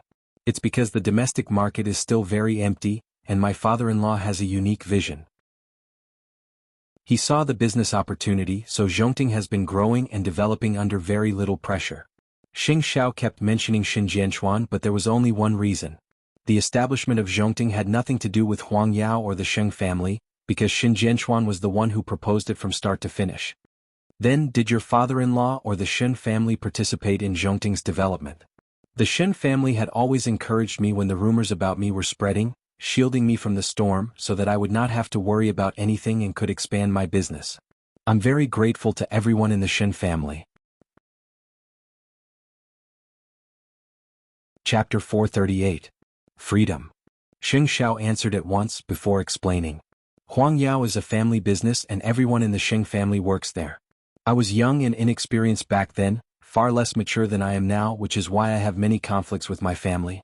I don't like it when others control my life, and my family might believe that I have the responsibility and obligation to take care of Huang Yao. But I don't believe it, which is why I left the Sheng family half a year ago. Even now, I haven't had any contact with the Sheng family. I was the one who left, and today I will rely on my own 2 feet to stand on this land again. Xing Xiao's intention in answering the question was to emphasize that he had never returned to the Sheng family. Does that mean you won't return to Huang Yao? I've already established Zhongting. Why would I return to Huang Yao? What about the Sheng family? I'm sorry, that's a digression. The reporter quickly apologized. I haven't seen any of them over the last 6 months, aside from that day at the business gathering. I think we would all be familiar strangers from now on. The reporter nodded at that. Was Xing Xiao drawing a clear line between himself and Huang Yao? Well, since I've digressed, I'll ask another question. Everyone I've met before told me that the Crown Prince of Huang Yao is not a person to be trifled with and carries with him danger. But I feel very comfortable with you sitting here today, and I don't feel any danger at all. What prompted you to change so much? Xing Xiao thought about it and eventually turned his eyes to the cameraman's back. Of course he wasn't looking at the camera. Instead he was looking at Muchichi. I'm going to be a man of 30 soon. I believe that family and responsibility have made me who I am now. Actually, I've secretly noticed that Chief Sheng was looking at our cameraman when he answered the question. You probably don't know who's standing behind him. The reporter joked. I heard that Zhongting isn't just producing military supplies, but is also developing into weapons. Is that the direction of Zhongting's future? In the future, Zhongting will invest more money and manpower in the research and development department. In the future, Zhongting will be involved in more industries. I hope that everyone can continue to support us. I can tell that Zhongting is really ambitious. If that's the case, I shall risk universal condemnation and ask a question that no one else would dare to ask, because we know that your relationship with Miss Mu Chichi is being watched by many. She was once known as the young bride of the Sheng family. I wonder if you have any plans or important decisions now. You insisted on coming for the interview. What else can I say? Xing Zhao's words were full of disdain, but everyone present could tell that he was clearly showing off his affection. Moreover, he was the one who had asked the little thing to come over, okay? She also said that when the exclusive magazine comes out, she will buy 100 copies. Your magazine can make more money. Is that so? Thank you very much, Miss Mu Chichi. The reporter promptly laughed. As for their relationship, the reporters did not ask too much. Although their relationship had always been open to the public, the details of their interaction still needed to be kept a mystery. And in today's interview, Xing Xiao answered every question about the Shen family and the Xing family, as well as other sensitive gossips. Especially when it came to the Xing family's ugly attempt to get a share of the pie, Xing Zhao's main purpose in accepting the interview was to tell everyone that he had left the Xing family a long time ago, and had no contact with them over the last 6 months. From now on, he did not want to have any further contact, and only hoped that the Xing family would play their part as the most familiar strangers. There was no telling how the Xing family would be slapped in the face after the interview. After the interview was over, the reporter shook Mu Chichi's hand. Miss Mu, I really envy you for having President Sheng who loves you so much. Still, don't you think you're losing out by having his name tattooed on your ear and not getting any reaction from him? Mu Chichi turned to look at Xing Xiao and pointed at her collarbone. He's tattooed it here. I see. The reporter sighed. And you will find your Mr. Right. I don't have a Mr. Right, but I did have a son. Let's just make do. The reporter laughed and left Zhongting with the people from the magazine. That was when Xing Xiao put an arm around Mu Chichi's waist and told her, Did you know that the way you looked at me just now was exactly the same as when you had a crush on me? You can't wait to devour me. Did I? Mu Chichi asked, covering her face. Everyone saw it. Are you still denying it? Can't help it. Who asked you to be so handsome? Mu Chichi retorted. Since I've watched your interview, I should go home and pack my things. I'm leaving later. Xing Xiao hugged his little one tightly at that. Safety. I'll say it again. Nothing is more important than your safety. Got it? Even if he could not bear to let go, his little one would eventually grow up, and it was something he could not control. Sometimes he would miss the timid Mu Chichi of old because the little one would listen to everything he said, but she did not have the soul she had now. Su Che had followed Xing Zhao's orders and found out what Lin Mu and had asked him to do, and Xing Xiao directly sent the information to Lin Mu, and so that the man would not disturb his little one. When Lin Mu and saw the girl's information, he immediately understood that she was indeed the actress that old Master Lin had hired. That was why she had been pestering him the moment she arrived at school, saying that she liked him and trying to disturb his mind. At that thought, Lin Mu and put away the information and prepared to welcome his little pepper when school was over. Lu Qianqian was punctual. She brought Lin Mu An's favorite snacks to the police academy and waited quietly at the gates after registering. Lin Mu and saw Lu Qianqian's figure from afar and was naturally elated. Little pepper. Lu Qianqian rose to her feet and glared at Lin Muan. Don't call me such a vulgar name outside. Both of them laughed at that, and Lin Mu and led Lu Qianqian to the academy's canteen. Try the food here. Hey, I'm the young lady of the Lu family. Are you going to let me eat plain food? I don't have the money to treat you to fancy food now. Chapter 439. In fact, Lin Mu knew very well that Lu Qianqian did not have the pampered air of a rich young lady, and he was just saying it casually. The two of them sat in the cafeteria eating and chatting. At this time Lin Mu An's roommates heard the commotion and came over. Is that little sister-in-law? Really? Is she that pretty? No wonder you miss her so much. Why didn't you introduce her when she's here? The others scrambled to sit beside them and cause trouble, but Lu Chanshan did not have the chance to explain before Lin Mu, and smiled and brushed it off. Sister-in-law, you should walk around the school more. Otherwise, people wouldn't know that our handsome Lin is already taken, and those rotten suitors would just keep coming for him. Isn't he behaving in school? Lu Chanshan simply played along with them and continued teasing Lin Mu on. Actually, bro, Lin is one of the few honest people I've met. Apart from training every day, the only time he has is to make clay figurines. Those are for you, aren't they? Lu Chanshan was quiet for a few seconds before nodding. Look, what a loyal dog. Well, I hope you guys can keep an eye on him from now on. I'll treat you to the snacks here. When the few of them saw that it was all imported food, their gluttonous faces immediately appeared. Don't worry, little sister-in-law. Just leave it to us. Aren't you the one who bought it for me? Lin Mu, and could not help grumbling. It was not easy for little Pepper to buy it for him, and these people were so poor and hungry. What a waste of good food. Bro, Lin, sister-in-law is building a good foundation. You wouldn't understand. Lin Mu, and slapped the man's head at that. I'll give little Pepper some after lunch. You guys save some for me. Don't split it all. The happiest time in life was indeed in the campus of one's youth. Now that Lu Chanshan was training every day, it had been a long time since she could relax like this. Just as they were eating and chatting, the girl who was determined to get Lin Mu, and squeezed in with a tray. Can I sit? Sure. But bro, Lin and sister-in-law should go to another table. It's noisy here. Her roommate helped Lin Mu out. Sister-in-law, you have to come more often. You're so pretty and feminine. We would want to see you often. Lu Chanshan smiled but studied the girl as well. Lin Mu, Anne's fearless personality would be a huge problem for him. Still, Lin Mu, and could not be sure since he knew how to deal with women. The two of them moved to another table. Then Lu Chanshan asked, Is that the girl? Little, she made you so flustered that you're doubting life? I've already checked with the Crown Prince. There's an 80 to 90% chance that it was grandfather who planted them. Lin Mu, and explained to Lu Chanshan. I don't want my simple and beautiful police academy life to be spent fighting against the old man. I hate that I'm a Lin now. My grandfather is an all-pervasive monster. Be yourself. You should know that I will never give up on my best friend. No matter what happens, I will share the burden with you. Lu Chanshan comforted him, because she knew that he was feeling very defeated at the moment. You're right. Be yourself. Don't be swayed by poverty and don't be subdued by force, Lin Muan said. Idiot, if you need me, just give me a call. If not, you can skip me and look for the Crown Prince or Chi-Chi. You know how awesome the Crown Prince is now. Lin Mu, and pinched Lu Chanshan's nose and finally smiled. I know what to do.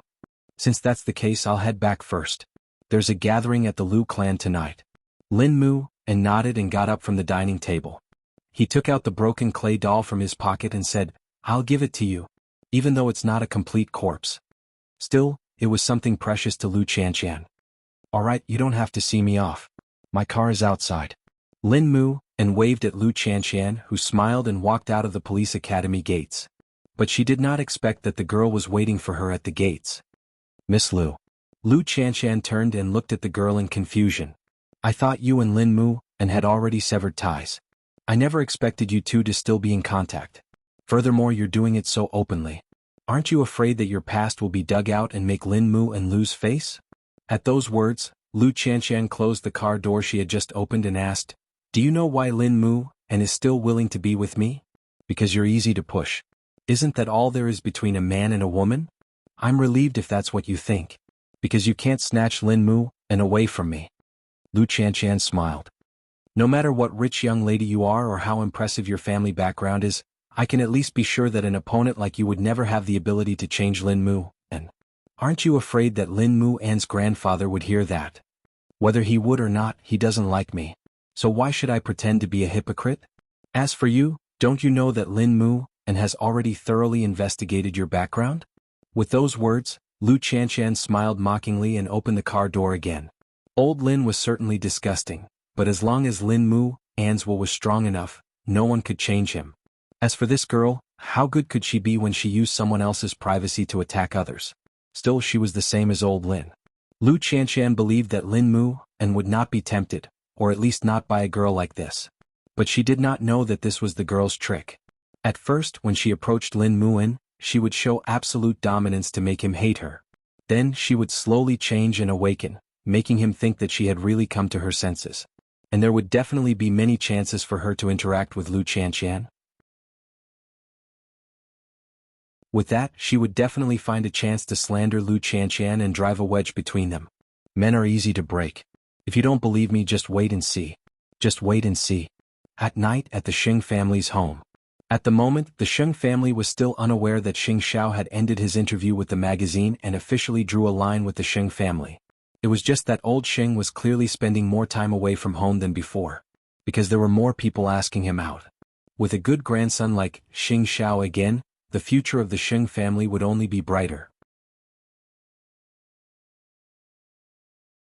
Chapter 440. Late at night it was raining in the mountains. Mu Qiqi and Feng Shanshan were staying in a simple room, since that was the only condition in the mountains. Feng Shanshan did not like the humidity, and so tugged at Mu Qiqi. "Aren't you concerned about what old Xing wants to do to you?" "I don't want to because he won't succeed no matter what he wants to do." Mu Qiqi covered her head, wanting to rest well. She was already tired after a 4-hour journey to the mountains. However, before they could turn off the lights, they heard someone shouting, "Another body found. Forensics team, let's go take a look." It was the border between Jianchuan and another city, which was why they were working together. Mu Qiqi and Lin Sanjiu promptly got up from the bed. The police had already assembled outside the door, and were holding black umbrellas as they headed towards the place where the body was found. It was in a cave in the mountains and the corpse was still fresh. It must have died just before nightfall, since there were only a few livor mortis spots. The forensics team was about to move for a further autopsy, but the townsfolk came to stop them. "Don't touch the corpse. It's too uncanny or you'd provoke something evil." The professor had seen his fair share of closed-minded cases after years of handling cases, and so had the forensics team, and Mu Qiqi stepped back so that the police could appease the townsfolk. Sure enough, the people in the police force were all experienced. They coaxed and tricked the man from the town away. "Do you guys smell something special? It's very pungent." Mu Qiqi asked them, standing in front of the cave. The professor and the others promptly turned to the corpse, only to find that the body, which had been whole just a moment ago, was slowly turning into bones. Mu Qiqi looked up to find that something was dripping from the mouth of the cave. The professor stopped them and said, "It's sulfuric acid. That's why these corpses are demonized. Sulfuric acid is man-made. Why would it drip down?" Everyone looked at each other. They could only examine the corpse and collect evidence for further study. "Looks like we won't be able to rest tonight." When Xing Xiao returned to his bedroom after taking care of business, he found that his little one was not home today. The spacious room was empty.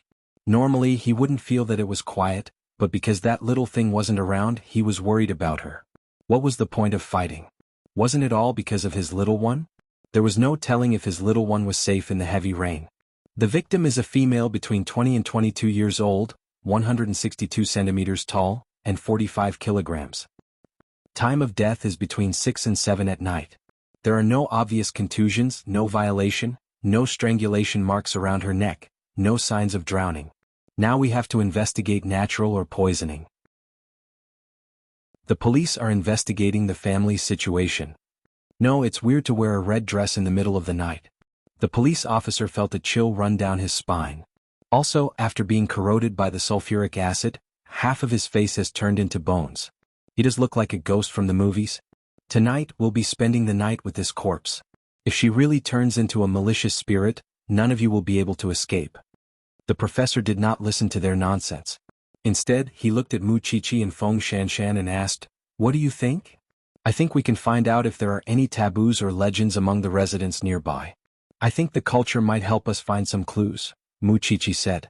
The fact that the victim had come out in a red dress in the middle of the night, and that man from the town had shouted not to touch the corpse made Mu Qiqi believe that it was all crucial information. "I don't know if you noticed on the way here, but there are very few women here." Feng Shanshan also raised her doubts. "Before we came, 2 of them died. Including the 3 now, they are all young women." The professor nodded. "Alright, I got it. You 2 should get some rest. You still have work tomorrow." Mu Qiqi and Feng Shanshan shared a look and returned to their own rooms. Even so, the corpse was in the yard, and it must be said that the mere thought of a red dress gave them goosebumps. Both of them lay back on the bed but could not fall asleep no matter what. Mu Qiqi rolled over and whipped out her phone. She wanted to send Xing Xiao a message, but he should be asleep at this hour. But for some strange reason, Mu Qiqi pressed the send button when she was about to delete the message. Still, there was only Xing Zhao's name in the message. Mu Qiqi sighed. She wanted to delete the message, but Xing Zhao replied instantly.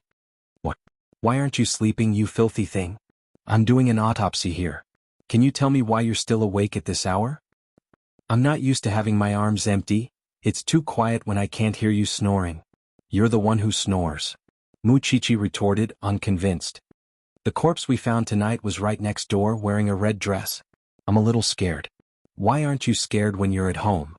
Because you're not by my side, Mu Qiqi answered seriously. It's only when I'm out that I know the reason I feel safe and brave is because you're by my side. Silly thing, I'll get up to handle business and put it on speakerphone. You won't be scared when you hear my voice. No. It's already so late. I'll feel bad if you stay up late. Mu Qiqi quickly stopped him. However, Xing Zhao had already called her. Mu Qiqi took out her earphones from her bag and put them on. Then she really heard his voice. Do you know how much you can't leave me now? Are you going to leave me on your own again? I still have to if there's a murder. I won't care if you're scared in the future. Who would believe that? That night, Mu Qiqi did not know when she fell asleep.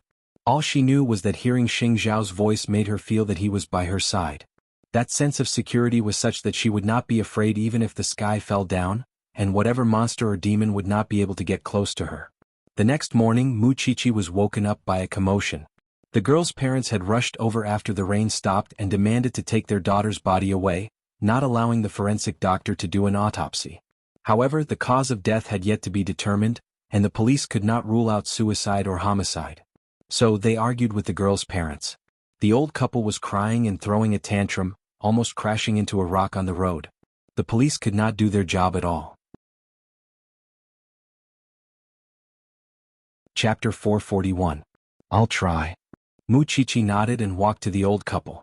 Then she told the officers, don't force them. Of course they would feel sorry for their daughter. The professor was full of praise for Mu Qiqi at that. That child is smart. She knows to put herself on the opposing side to lower their guard. The officers left and did not continue arguing with the old couple. Mu Qiqi walked up and sat beside the old woman. Get up, auntie. Let's sit down and talk. The old couple cried their hearts out before they got up and sat down on the bench. Auntie, your daughter is so beautiful. She looks like you when you were young, doesn't she? The old woman could not hold back her tears at the mention of her daughter. What's the use of being beautiful? Young lady, please persuade those youngsters not to touch my daughter's body. We won't do an autopsy. Auntie, then, do you know how your daughter passed away? The old woman was at a loss and shook her head. She won't come back no matter how she died. Auntie, do you know? My sister fed her the wrong medicine and killed her. But everyone slandered me, saying that I killed her, and I was chased out of the house and almost died outside. That is why I studied forensics. A person should die with dignity and seek justice for her. If she died without a cause, she would not be happy in the afterlife. What would you do if she blames you when the time comes?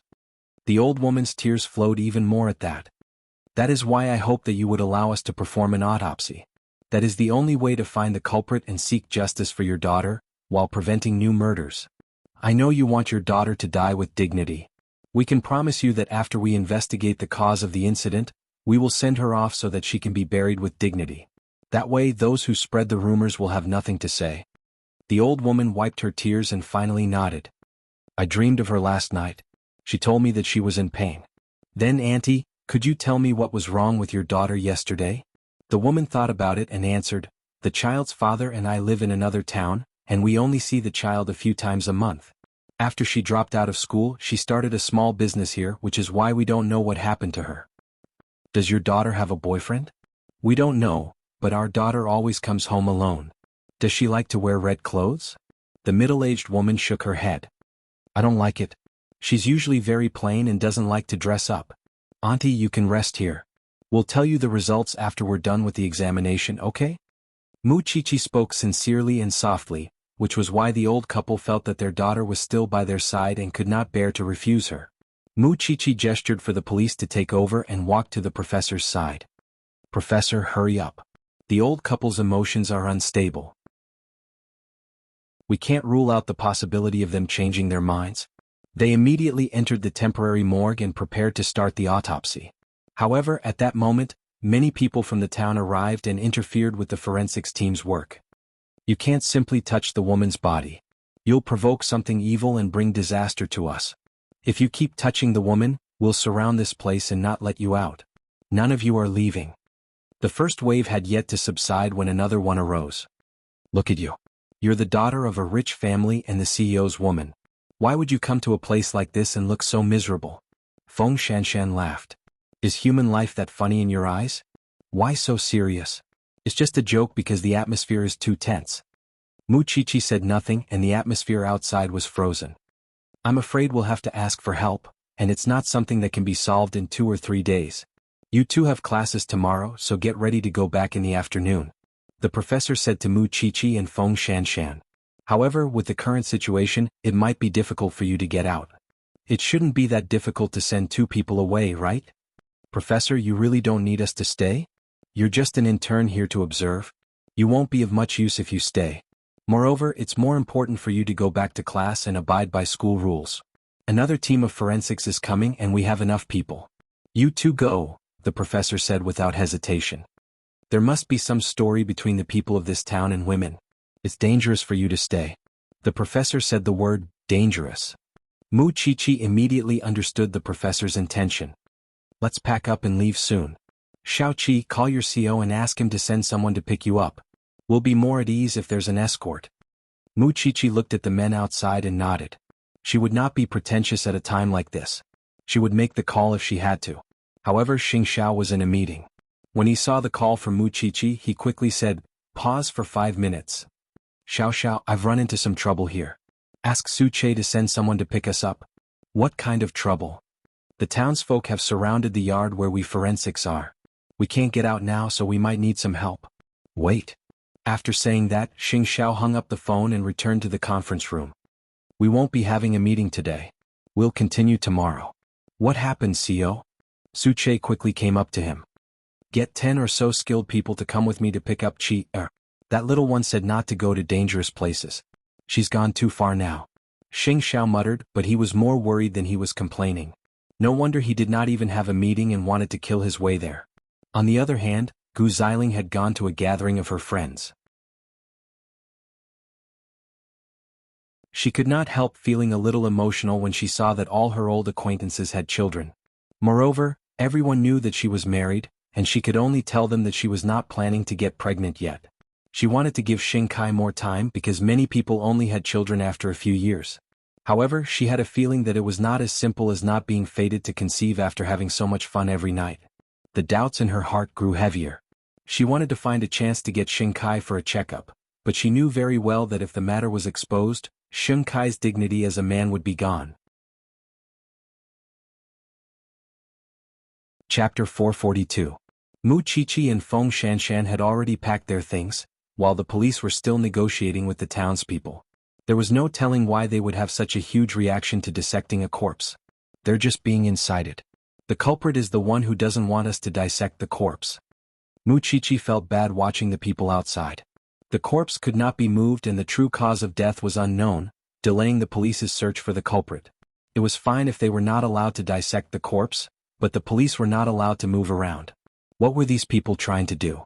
We're going to have to waste some time with them at this rate. We'd be more at ease if you leave earlier.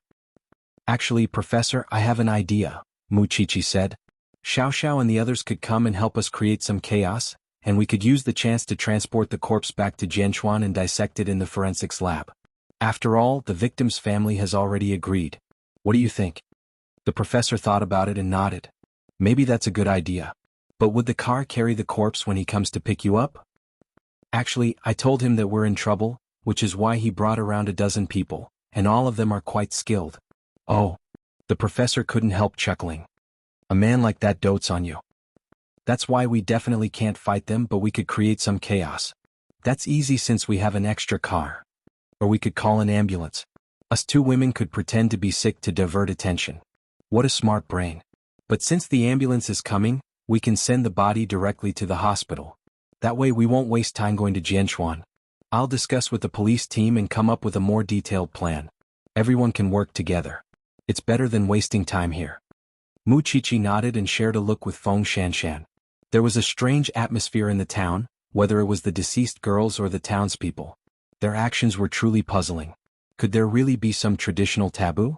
The professor went out for a while, and when he returned, he had already made detailed arrangements. We've already contacted the nearby hospital for backup. Their ambulance will be waiting for your CEO's car on the road. Little Seven, your idea is very good. We don't have to fight to the death with them here. Finding the clues is the most important thing. Shan Shan has already gone to prepare. Later the body will be moved on a stretcher. She will dress up in a police uniform and leave with the ambulance.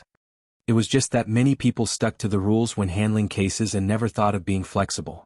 This little thing had a reliable brain. 3 anxious hours passed.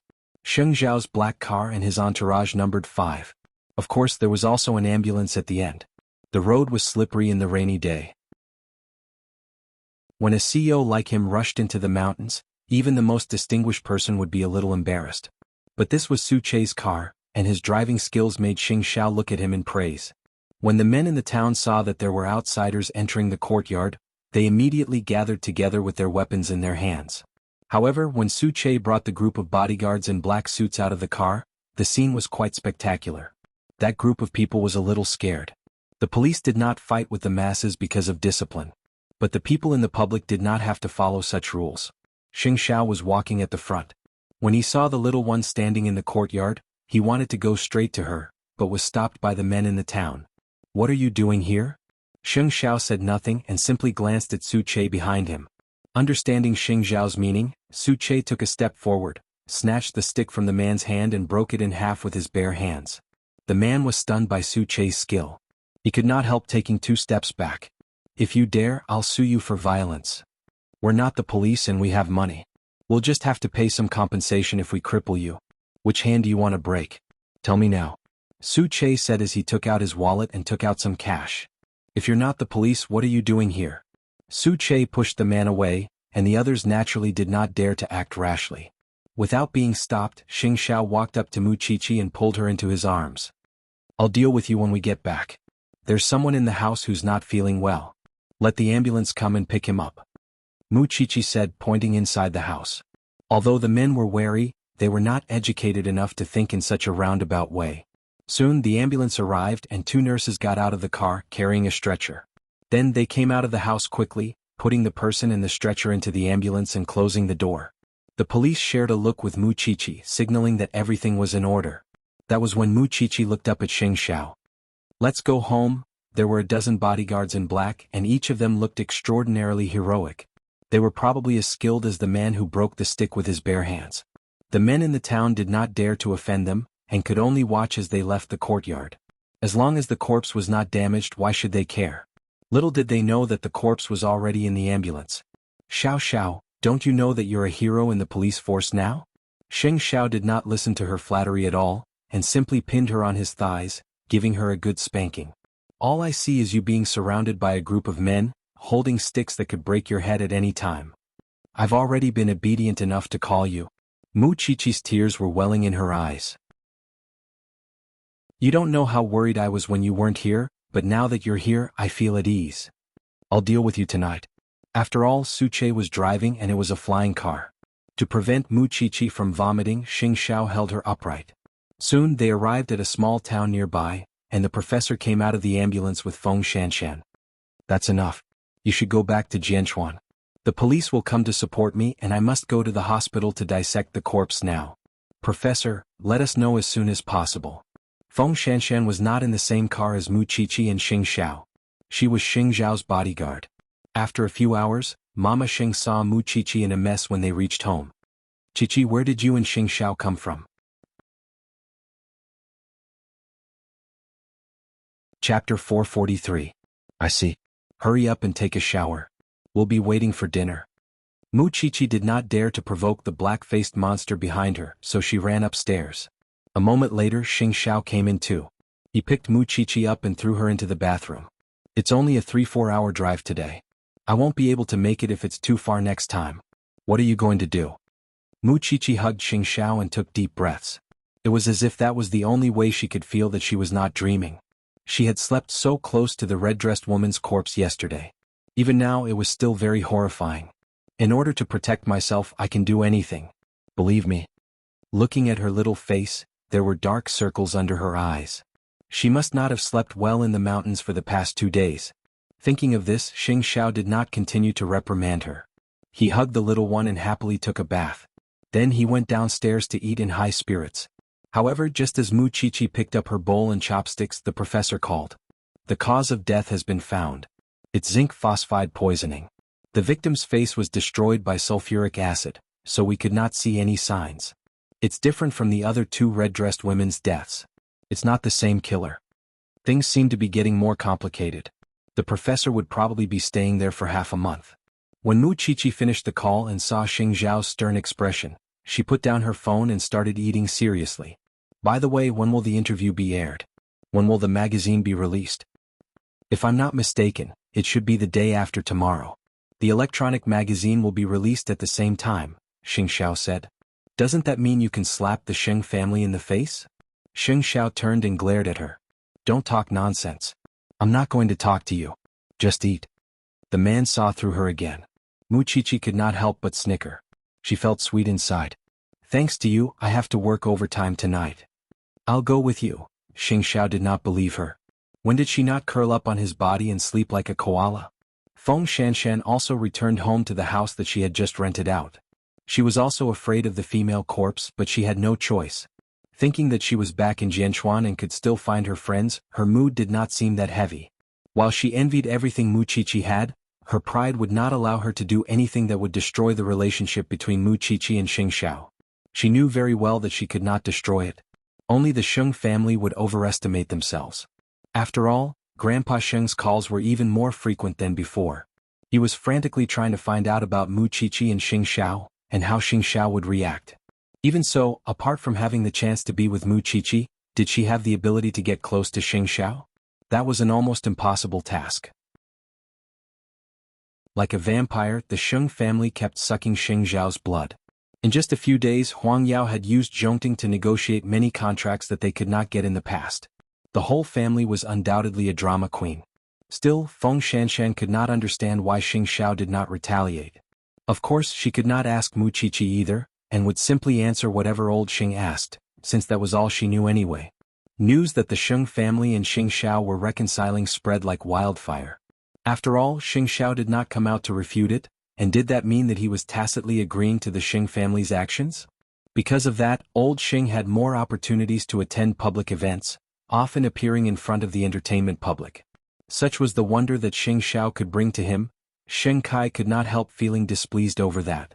Since the old man had handed Huang Yao to him, he should not be using Zhongting's name every day to reminisce and eat with others. Over the last 6 months he had been conscientious in Huang Yao, bringing it to a whole new level. However, the old man's attitude changed once Zhongting came out. Because of that, Shen Kai drank a little at a social event, and even needed someone's help when he returned home. When Gu Xiling saw how delirious Shen Kai was, she suddenly came up with an idea.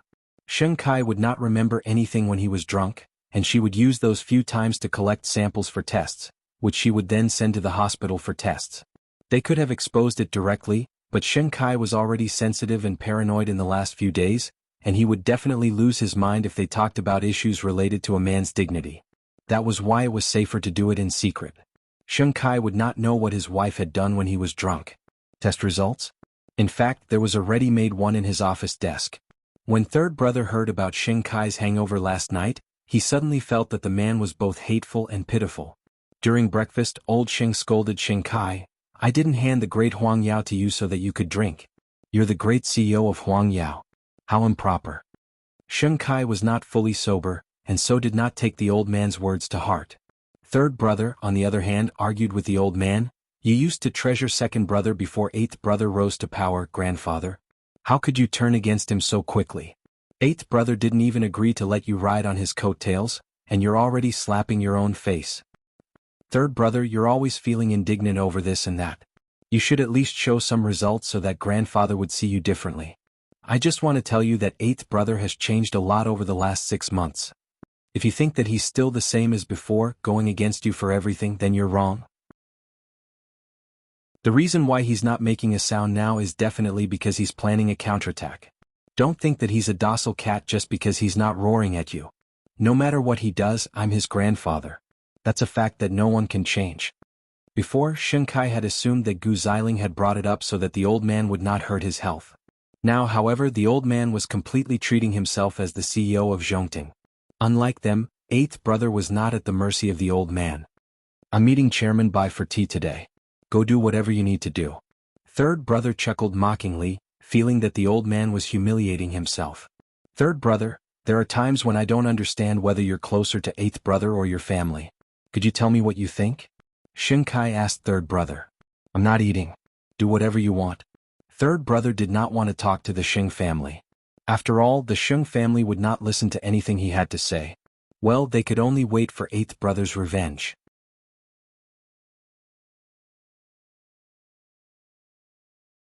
Chapter 444. In fact, Zhongting's secretarial office had also received a lot of calls, but Xing Xiao had instructed them not to respond to any of them. Let the old man show off for a few more days. On the other hand, it had been a few days since Lin Mu and Lu Qianqian met. Initially, Lin Mu An's campus life had been peaceful. However, someone started spreading rumors that Lin Mu An's girlfriend was a whore, and rumors about Lu Qianqian started spreading. His roommates were not convinced and so asked Lin Mu An, little sister-in-law, did you really get together with someone else and have an abortion? That has nothing to do with you. Lin Mu An appeared calm.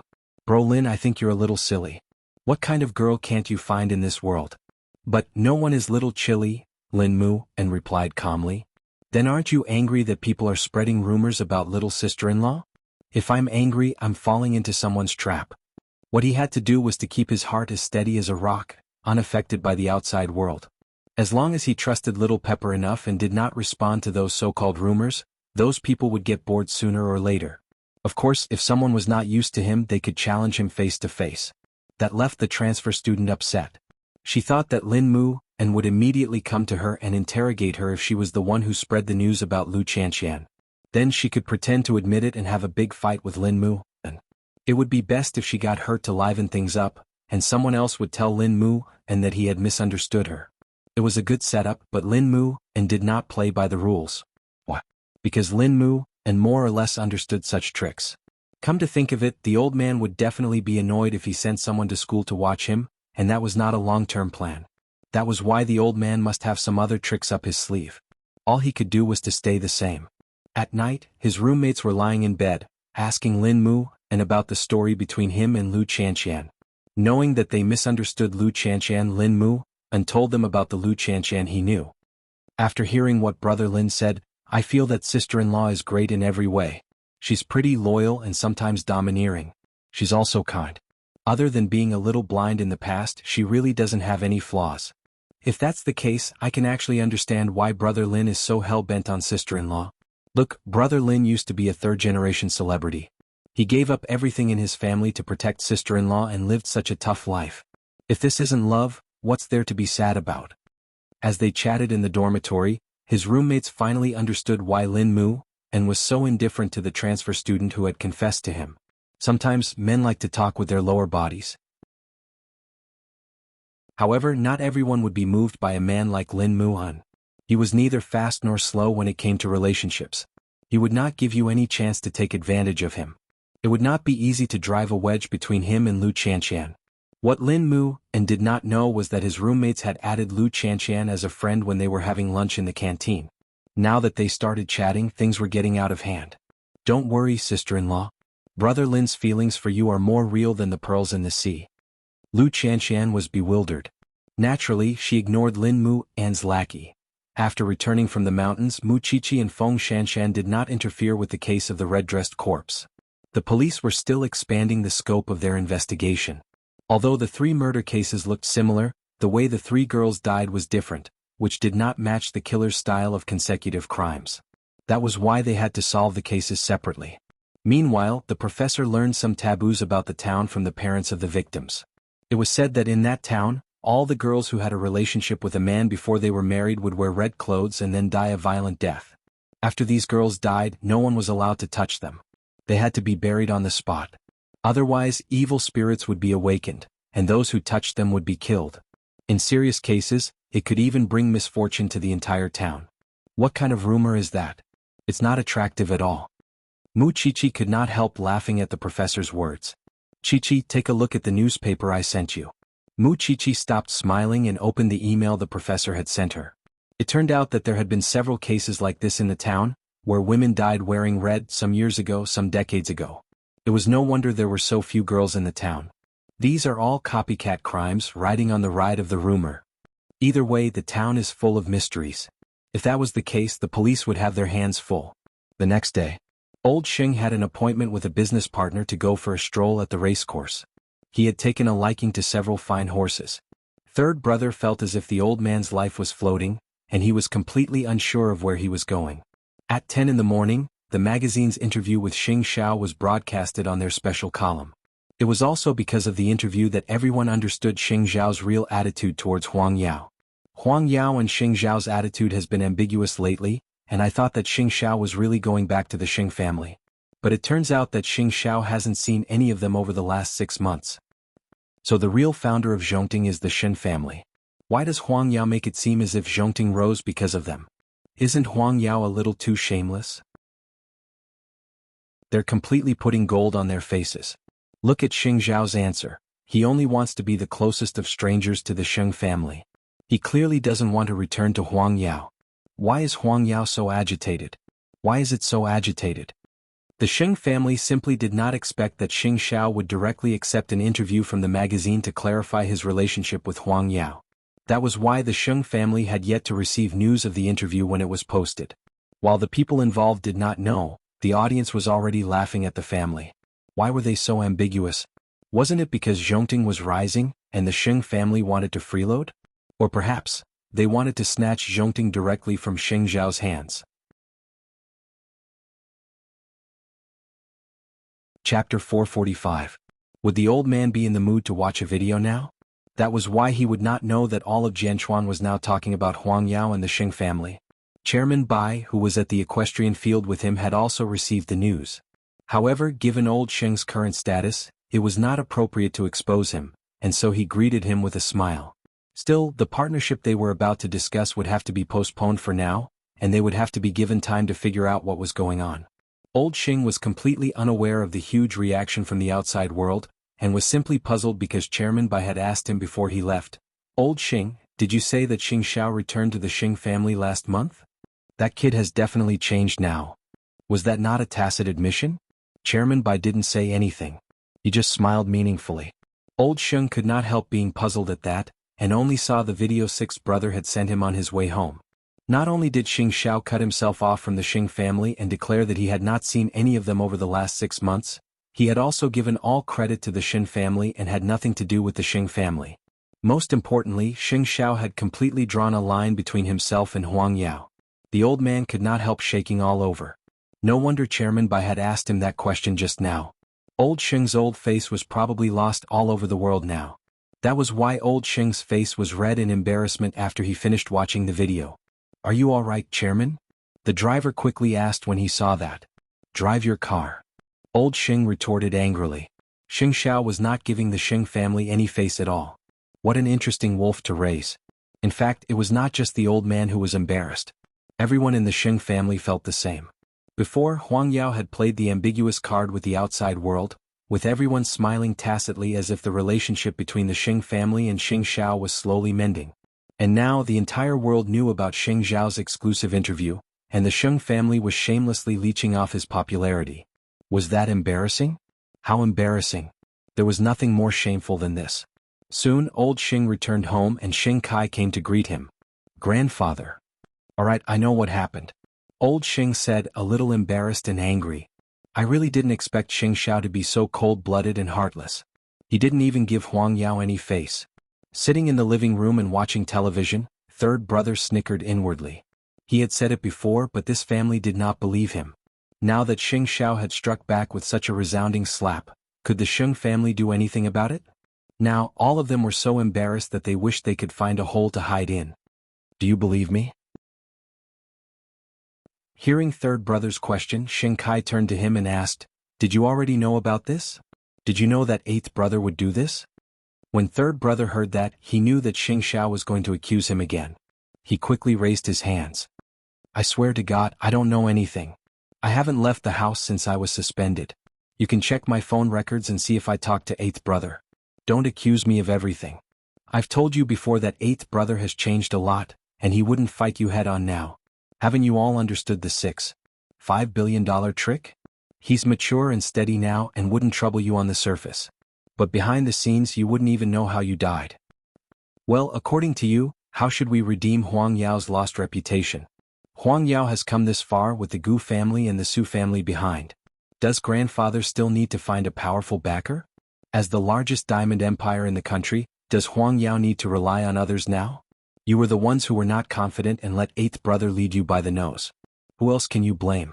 Now there's no way to redeem Huang Yao's lost reputation. This is the lesson you all deserve. If you can't take it and keep bothering eighth brother, just you wait. Once eighth brother is angered, he would turn against Huang Yao. With his background now, it would be too easy for him to make things difficult for Huang Yao. With a new company like him, old Xing did not think that Xing Xiao could hurt Huang Yao. How could he set up a research department and develop weapons? Do you think that's something a businessman could do? I'm not sure who eighth brother knows, but I do know that he's close with Secretary He of the military. What's more, he's just a new company. Isn't Grandpa also rushing to get involved with him? After all, Grandfather knows very well that eighth brother is terrifying because of his ability. That was something the Sheng family had to admit even if they were unwilling. Old Sheng and Sheng Kai would never accept that fact, which was why third brother felt that he was wasting his breath. The old man said nothing else and quietly returned to his study. If he let Xing Xiao go just like that, he wouldn't be able to rest in peace even if he died. What could he do to completely conquer eighth brother? Zhongting is declaring to the world that they have nothing to do with Huang Yao. Look at how Huang Yao has behaved before. It's such a slap in the face. By the way, Xing Xiao was completely forced away by Chairman Sheng's forcefulness. That old man is so controlling. I'm afraid I'd go crazy if anyone dictates what I have to do or who I have to marry. It's worse than going to jail.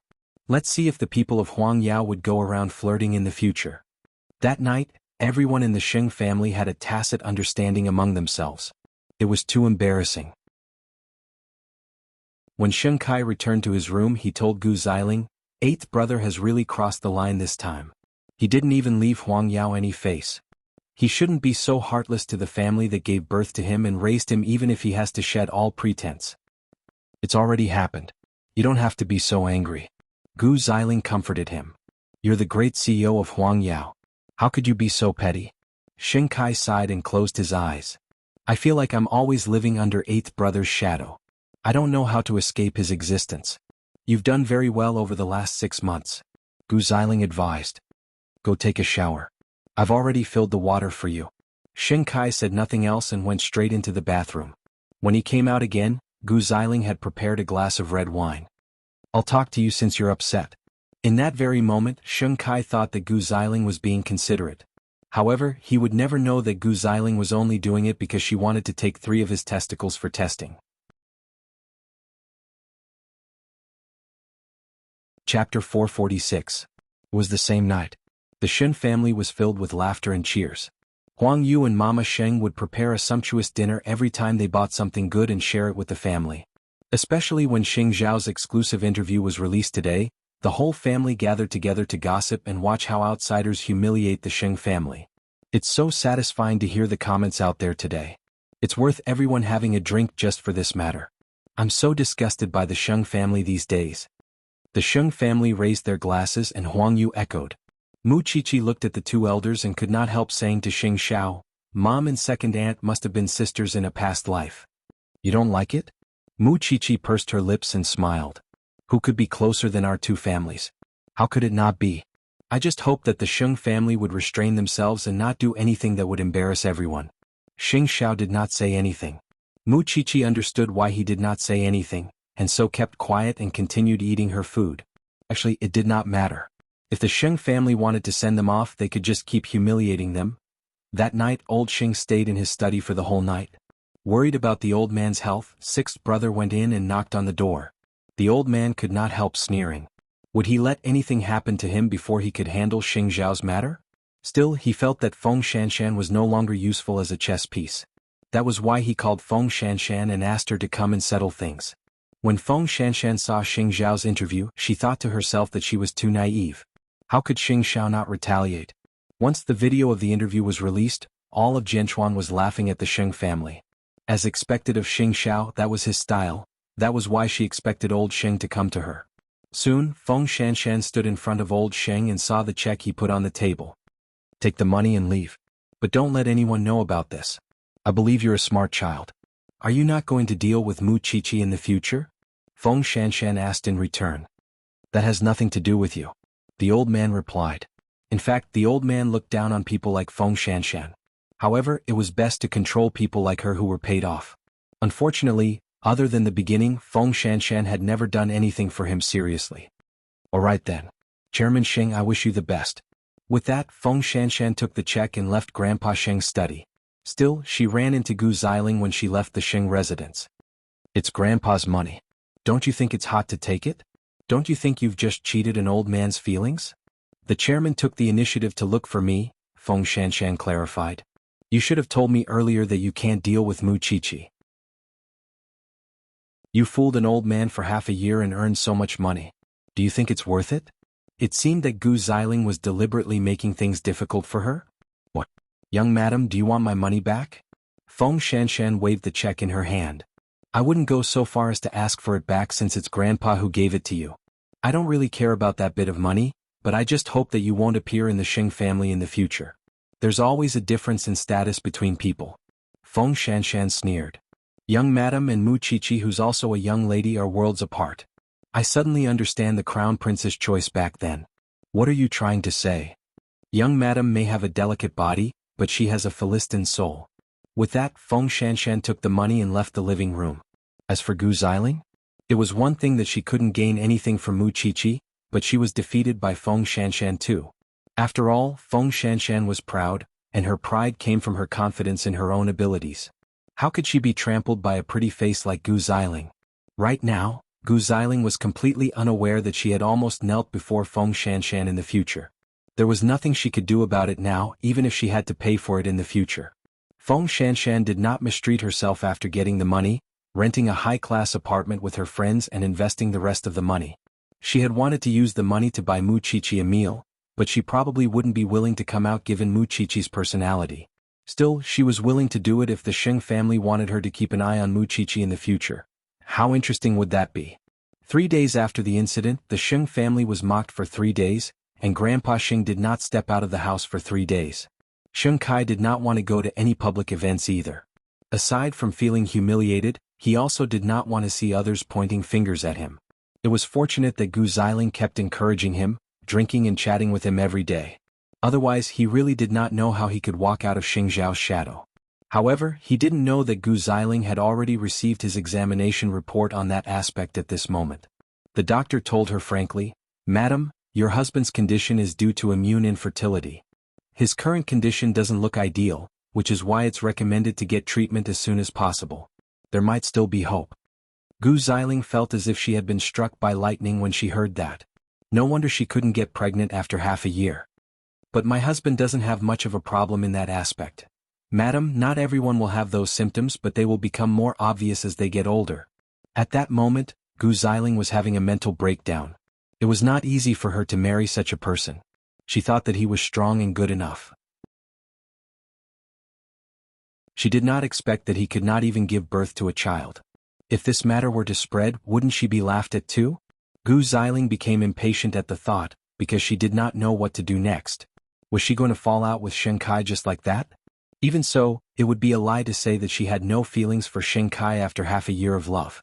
Thus, Gu Xiling returned home, deliberately avoiding the door of Grandpa Sheng's study when she saw that it was open.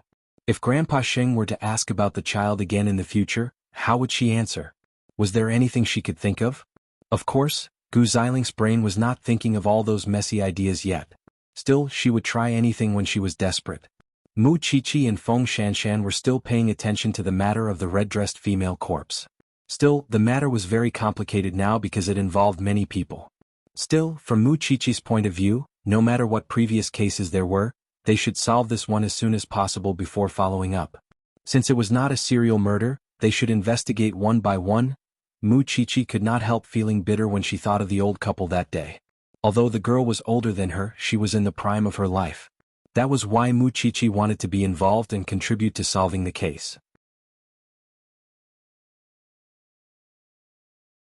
Chapter 447.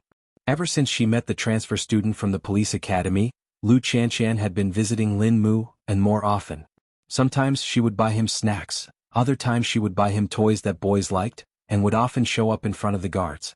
Still Lin Mu, and did not know that she was already aware of the rumors in the academy, thanks to the snitches in the dormitory. Still, she was not afraid, although she did not appear in front of the students. She did not want Lin Mu, and to be criticized. Lin Mu, and sensed something and asked her, "Did you hear something?" Lu Chanshan sat on the grass and patted her chest. "I'm invulnerable now. What do you think I should be afraid of? I don't want you to get hurt. That's my own doing. It has nothing to do with you. What's wrong with you today? Why are you being so sentimental?" Seeing that Lu Chanshan was about to get angry, Lin Mu, and picked up the food she had prepared and started wolfing it down. "You came at the right time today. I'm going to the tournament tomorrow morning, and I'm content to see you before that. That transfer student is going too. Who cares about her? I didn't notice." Lin Mu, and said heartlessly. "Little Pepper, even if I really want a girlfriend, I'm not looking for a girl who has something to do with Grandpa. Why would I care what kind you're looking for? You troublemaker. I'll give you the gold medal when I get it, to offset my debt of lodging at your place. Where are you going?" Lu Chanshan turned to look at Lin Muan. For some reason, her heart felt empty and uneasy at the thought of him going out, and she did not know if something would happen to him. "I'm going to the National Training Center. My flight is tomorrow morning. Be careful. It's almost time. I should go back." But that was when Lin Mu, and suddenly lay down on the ground and turned to Lu Chanshan. "I've called Uncle and Auntie. You'll be going back later tonight. Watch the stars with me." Lu Chanshan did a double take and lay down as well. "Don't you have to go back to school?" "I've asked for leave. I'll be back before lights out at 11. Actually, I'm going abroad for a few days too."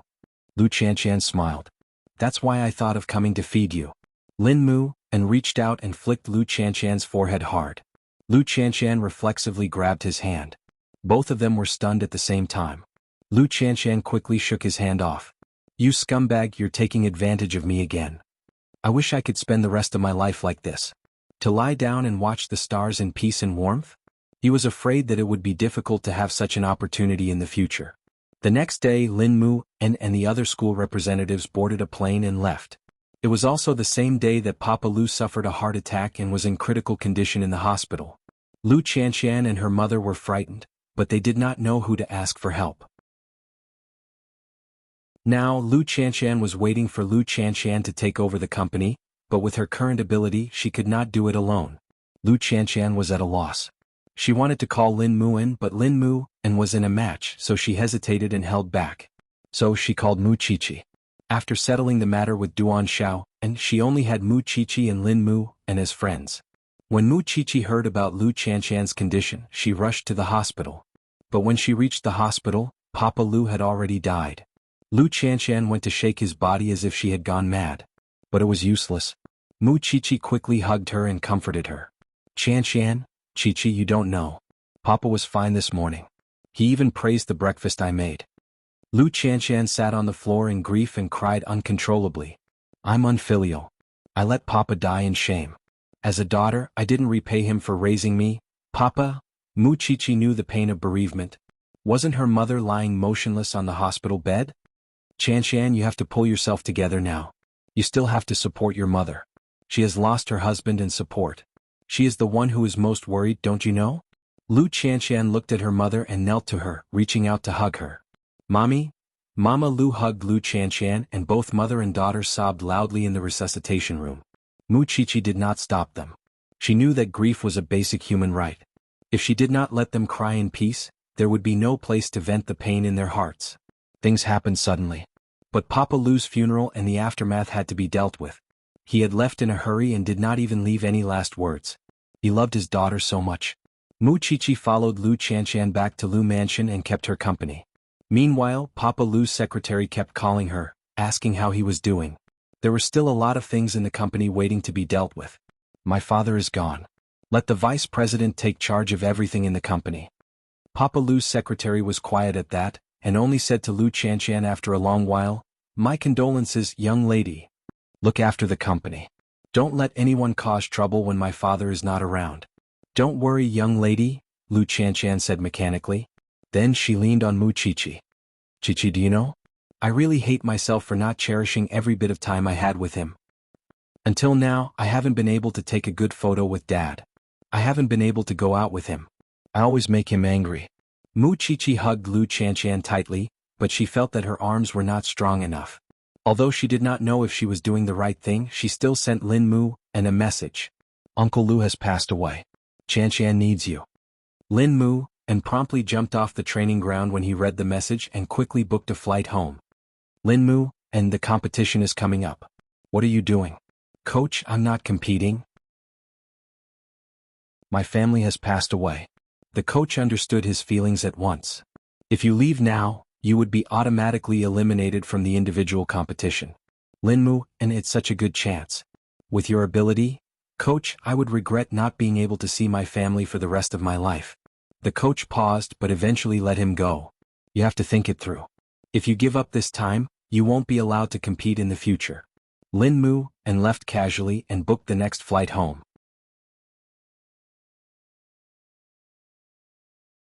Chapter 448. In the evening, the morning hall was set up at the Lu family's residence, and Papa Lu's obituary was sent out. Every friend and family of the Lu family came to pay their respects.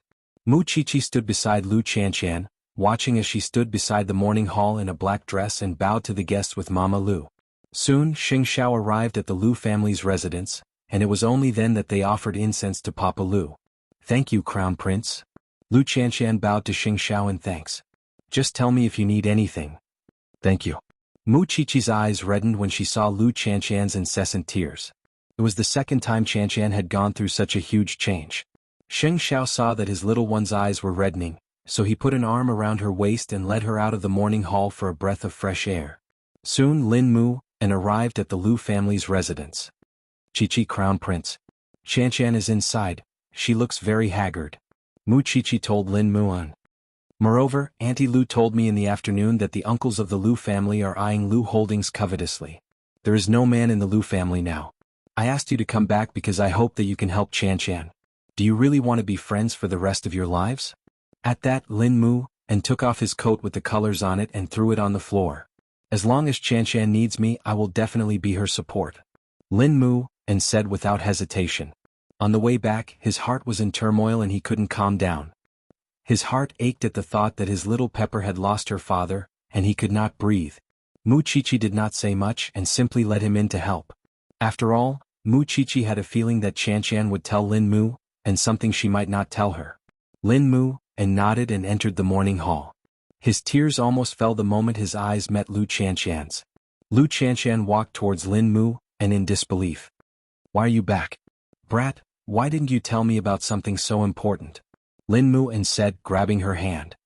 Is it because I'm not free of the Lin family's control that I'm not worthy of your trust? It happened too suddenly and you're in the middle of a match. I don't want you to ruin your future because of me. *T future. I can still fight for it in the future. With this heart, I don't believe that I will fail no matter what I do. The most important thing now is to send Uncle on his last journey. You and your daughter should rest well. Leave the arrangements and chores to me. Lu Qianshan nodded with reddened eyes. Her tears fell uncontrollably. People say that a friend in need is a friend indeed. I think this is the best test for their relationship. Xiao, there's nothing I can do for Qianshan. Let's send some people over to guard the three of them and prevent others from causing trouble. Is that okay? Xing Xiao nodded. Don't cry anymore. If you go home with red eyes, Mom will ask you again. I can't control myself. I'm also very worried about Qianshan and her mother in the future. Gu Ziling's attitude towards Xing Kai had changed a little after learning that he was infertile. She did not know how to face a man who could not even give her a child, just as she did not know where their relationship would go. Xing Kai had been preoccupied with anger and sorrow over the last few days, and did not notice Gu Ziling's feelings in time. Although the two of them were lying on the same bed, there was a saying that went like this. They were now a couple who share a bed but dream different dreams. Sheng Zhao's dominance had once again cast a dark cloud over the Sheng family. Even so, as third brother said, the real pressure on old Sheng and Sheng Kai was their unwillingness and dissatisfaction. and not Xing Zhao's own pressure. Third brother was still not reinstated. No one cared about his feelings because he was now a traitor in the eyes of old Sheng and Xing Kai. They believed that he must know about Xing Xiao, but did not tell the rest of the Sheng family. Third brother was not angry over it either. He packed his things and was ready to leave the Sheng family for overseas. But when Xing Xiao left, old Sheng swore that no one could be left in the family. So, third brother wanted to leave? Not even a chance. You won't let me leave or do what I want. Tell me, are you imprisoning me? Third brother asked the old man directly. Can't you just let me go like I'm a fart? I'll set you free when you truly care for the Sheng family. Third brother finally understood what the old man meant, and promptly smashed his phone. I won't use my phone or contact eighth brother. You'll believe me, won't you? It's not that I won't let you contact eighth brother, but you want me to steal secrets and information from eighth brother, don't you? Third brother laughed coldly. I'm going back to my room. Since when did this family become so deformed? Third brother could not help thinking. Although he really did not want to use that trick, he simply jumped out of the window and left the house in the middle of the night. There were times when he found his grandfather pitiful, but there were also times when he found him insane. There must be something hateful about a pitiful person. With nowhere else to go, third brother could only go to Xing Xiao pitifully. Still, both Xing Xiao and Mu Qiqi had yet to return home because of Lu Qianqian. Mama Sheng called out to third brother, and when she saw that he was barefooted, she handed him his shoes. You look so haggard coming out. I jumped out of the window, eldest aunt. You don't even have your freedom now? Mama Sheng was utterly taken aback. Third brother smiled bitterly but did not answer. He really did not even have the basic dignity of a human. You can sleep in the guest room tonight. Eighth brother and Mu Qiqi are at a friend's father's funeral and haven't returned yet. Who? Have you heard of the Lu family? Mu Qiqi's best friend's father had a heart attack today and died. Third brother became quiet at that. You don't have to take care of me, eldest aunt. You can sleep with eldest uncle. I'll wait for them in the living room. Third brother seemed to have heard about the little girl from the Lu family. She did not have a good reputation. Still, she was not a bad person if she could be friends with Xiaoqi. Mu Qiqi and Xing Xiao stayed outside the Lu family's house until 1 in the morning before leaving. There was no one in the morning hall by then. Mama Lu only had time to thank him when she saw that he was busy. Thank you, Muhan. You and Mu Qiqi are the only ones who remember us now.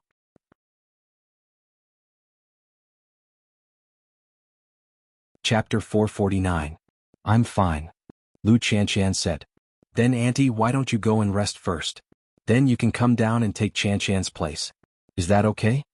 Mama Lu thought about it and decided that it was the only way. After all, she still had her daughter to take care of and could not collapse just like that. So, she listened to Lin Mu and prepared to go back to her room to rest. Since her husband was gone, she could only be a mother. Lu Qianqian helped Lin Mu, and up as he knelt on the ground. You've done enough for my father. You don't have to keep kneeling. Lin Mu, and only dared to hug Lu Qianqian after Mama Lu left. He did it very gently and without any intention of offending her. I just want to reassure Uncle that I will take care of you and your daughter in his place. You still need someone to take care of you. Lu Qianqian was a little disdainful. Then let's take care of each other and get through all the difficulties together. Is that okay? Lin Mu, and asked Lu Qianqian with a smile. I might not be able to get the gold medal back, but I will stay by your side and not let you be helpless. After hearing this, Lu Qianqian burst into tears again.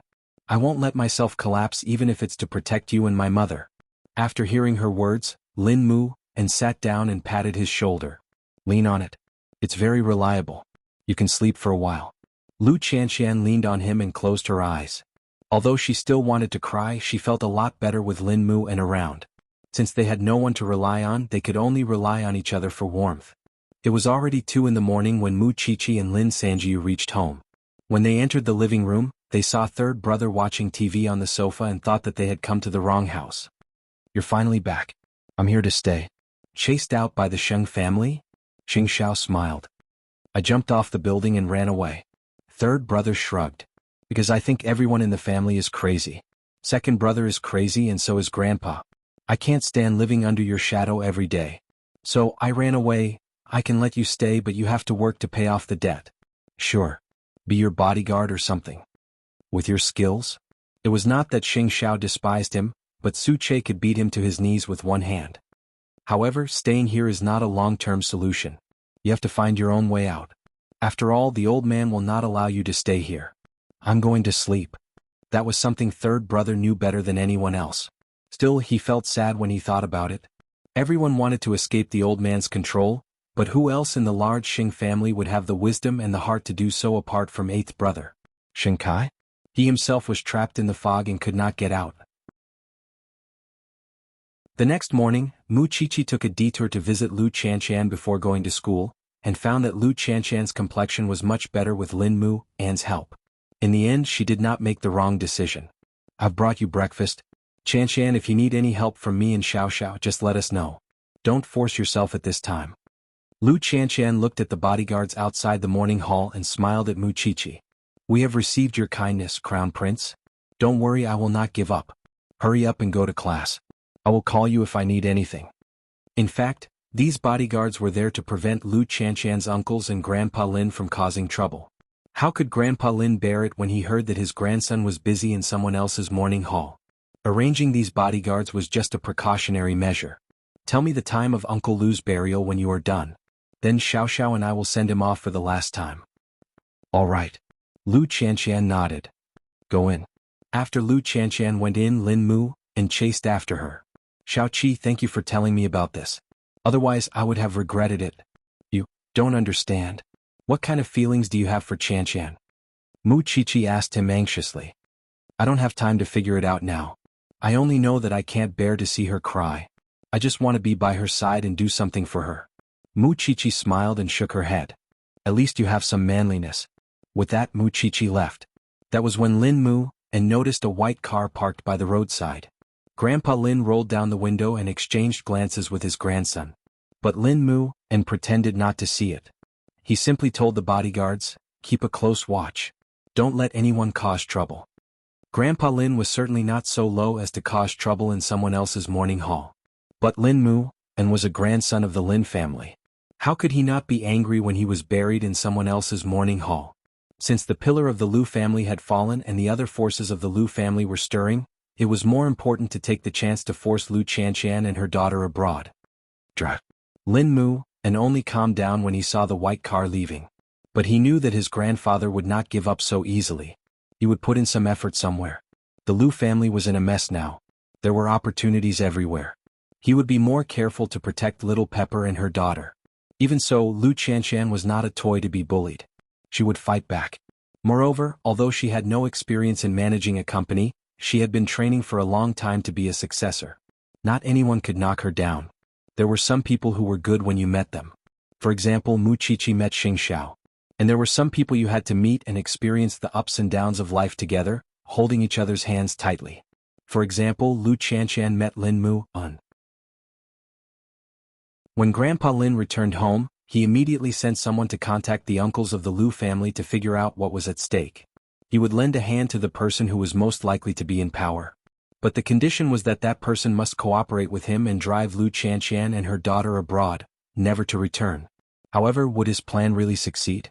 Early that morning, Grandpa Xing did not notice that someone was missing from his house. He thought that third brother was angry and did not come out for breakfast. But there was no movement for the whole day. It was not right. Then he had someone pry open the door, only to find that third brother's window was open. But he was not inside. Master, third young master might have run away. Where else could he have gone? Look for Xing Xiao. It was fine that third brother had left on his own. But now he was abducting his other grandson and betraying the family?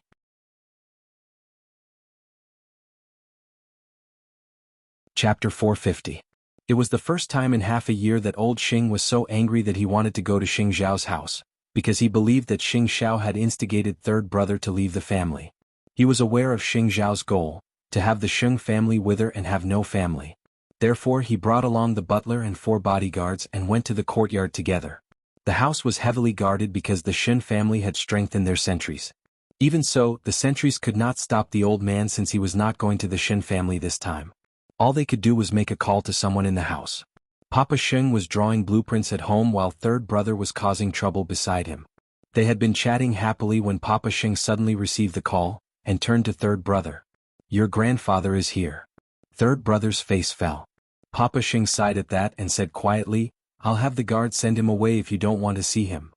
He's really angry that he could come here. The guards could stop him this time, but what about the next time? It's fine, eldest uncle. I'll go down. You won't let him eat if you go down? I'll call your eldest aunt and have the guards let him in. He wouldn't be too cruel to you with us around. Third brother said nothing. In fact, he knew very well that he should leave the country at once. Hiding here would only worsen the conflict between Xing Xiao and the old man. Mama Xing charged straight to the house when she heard that the old man was coming because of third brother. Where is he? He hasn't come in yet. Papa Xing told her. I told you to come back quickly to see if you could put in a good word for third brother. What's there to talk about with that pervert? Mama Xing snorted coldly. What was there to talk about with a man who would abandon his own son to burn down a house? He had no heart at all. Papa Xing dragged her to sit down, while third brother sat on the sofa and clasped his fists. A moment later, old Master Xing arrived downstairs. Papa Xing went downstairs to greet him and led him to the living room. The old man found third brother there and stood at the door to the living room. Come here. Papa Xing did a double take just as Mama Xing stared at third brother, who could only rise from the sofa and walk to the old man. However, before he could say a word, old Master Xing's slap landed on his face. It was a clean and decisive slap. The old man did not hold back at all. Mama Xing was furious when she saw that. Old thing, do you know that you're hitting your own grandson?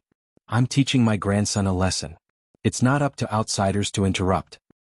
You're not used to it? Who told you not to burn us both to death? Mama Xing walked up to them and pulled third brother behind her. What? You can't burn your son to death, so you want to beat your grandson to death? The old man took a deep breath and steadied his walking stick with both hands. What evidence do you have that I started the fire?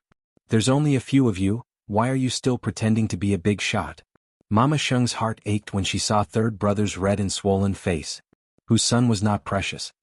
Eighth brother has been mistreated by you. If you're that capable, why don't you go to him and vent your anger on your other grandchildren? Are you admitting how much of a failure you are?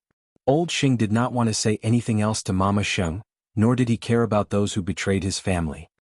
He simply looked at third brother and asked, Are you coming with me? Third brother? Mama Xing turned to look at him. Third brother took a deep breath and finally raised his head, answering the old man, I'm coming with you.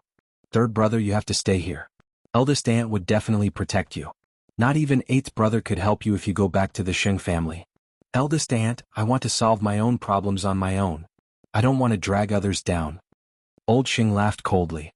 Third brother was tactful in the end. Don't poke your nose into the Xing family's business from now on. You should have some dignity. Don't ride on eighth brother's popularity. Wasn't the slap in the face 2 days ago painful enough? Mama Xing was not to be outdone.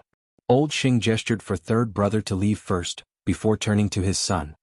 I really didn't expect that you would have some value alive. Of course I wouldn't have any value staying in a wretched place like the Xing family. Look at fourth brother, eighth brother, and now look at me and my wife. It's the best proof. Mama Xing crossed her arms and argued with old Xing. Of course, a man could never win against a woman in a battle of words. That was why old Xing could only bring third brother away. Still, it was impossible to humiliate Papa Xing and Mama Xing. Third brother walked in front while the old man followed behind. Once he got into the car, the two men pinned him inside. I'll let you know the consequences of running away. Third brother said nothing. In that very moment he felt like a criminal, even worse than the obedient machines in the Xing family. After they left, Mama Xing immediately called Xing Xiao. Your third brother was picked up by Grandpa Xing himself. He slapped you 3 in front of us. I'm afraid it will only get worse when he goes back. That's right, Grandpa Xing. What can we do if he wants to leave? Xing Xiao had already guessed that the old man would have a hard time bringing third brother out of the house if he was unwilling. There's no telling what he's thinking. You should help him think of something.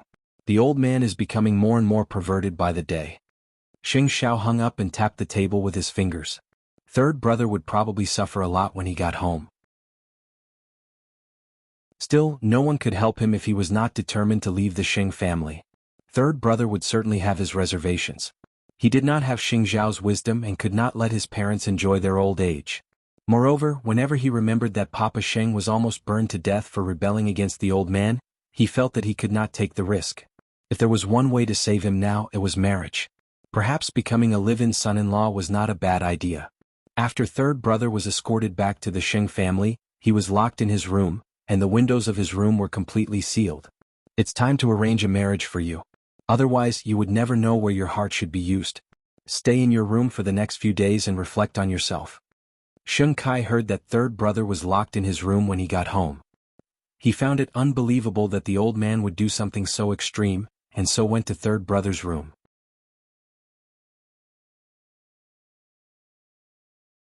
Chapter 451.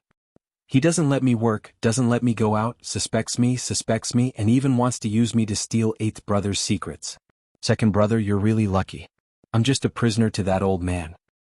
Did you really not contact eighth brother? What kind of person is eighth brother? What do I have that eighth brother can use? Third brother defended himself.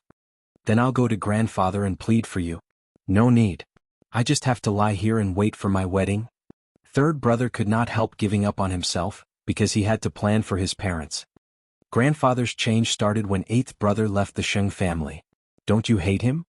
Sheng Kai asked third brother. Grandpa didn't start because someone left. His desire to control has always been strong. It's just that there are people in the family who are willing to be controlled, and there are people who aren't. Don't tell me that everyone wants to become his puppet? Second brother, eighth brother has nothing to do to you. It's just that you can't overcome the barrier in your heart. Sheng Xiao laughed helplessly and left third brother's room. Was he not willing to hate eighth brother even in such a situation? He was not that magnanimous. I've gone to see third brother. How is he? Gu Xiling asked after Sheng Kai returned to his room and helped him take off his coat. I've never seen grandfather so angry. Everyone in the Sheng family is grandfather's pawn. Only by being obedient can you live a peaceful life. It's the same for you. Now, the old man would not be afraid of her just because she was a member of the Gu family. Gu Xiling sighed and replied to her husband, I think Grandpa was forced to do what he did today. I can understand him. On the other hand, Sheng Kai could not bear a child. If the old man knew about it, there was no telling if he would take back his position as the CEO of Huang Yao. Sheng Kai was well aware of that. That was why he was actively seeking treatment and taking medicine. But no one knew about it. As for third brother? He lay on his bed thinking about what his future wife would be like. Please don't be like Gu Xiling. Dinner at the Sheng residence. Sheng Kai took the opportunity to get information from Grandpa Sheng on behalf of third brother. Grandpa, have you found a marriage partner for third brother? There are no outstanding girls in Jianchuan now. Xiling has already married into our family, and the others who are of a suitable age already have a partner. In other words, there is no suitable candidate? I can consider the daughter of the Hu clan. Sheng Kai was stunned when he heard the Hu family. Is it the Hu family, the real estate tycoon? That's right. But I heard that his daughter has some problems with her brain. Old Sheng glared at Sheng Kai. You're short-sighted. There's nothing wrong with that child's brain. He's just naive. There's nothing wrong with him being a good match for third brother. Sheng Kai didn't say anything. He and Gu Xiling exchanged looks. They had never imagined that even though Grandpa Sheng was angry, he should not have pushed third brother into such a pit of fire. In fact, the old master's thinking was very simple. The Hu family only had one daughter. As long as the third son married Miss Hu, the Hu family's assets would belong to the third son sooner or later. What was wrong with that? He had worked so hard for the sake of his children, and yet he was despised? In fact, he would not admit that he was punishing third brother for challenging his absolute control. Moreover, there was another reason. He knew that third brother was very responsible. As long as he married the young lady of the Hu family, he would definitely stay with the Sheng family to the death, and would not be tempted by Sheng Xiao again. I really didn't expect grandfather to be so ruthless.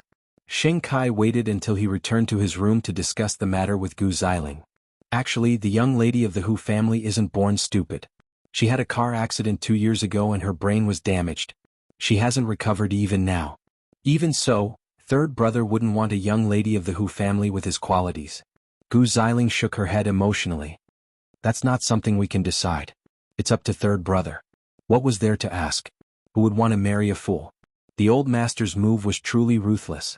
Outsiders would think that he was a compassionate person who didn't care about the handicap of others, and that he would please the Hu family. Why would he care about the fate of his own people? It was the second night after Lu Qianqian lost her father. After class, Mu Qiqi and Xing Xiao went to the Lu family's house again to visit Lu Qianqian and her mother. Although Lu Qianqian was very haggard, she was not distracted because Lin Mu and was there to support her. Don't you have classes at the police academy? Mu Chichi asked Lin Mu and who was bustling about. I can switch with you if you can't come every day. Mother and daughter still need a man to support them.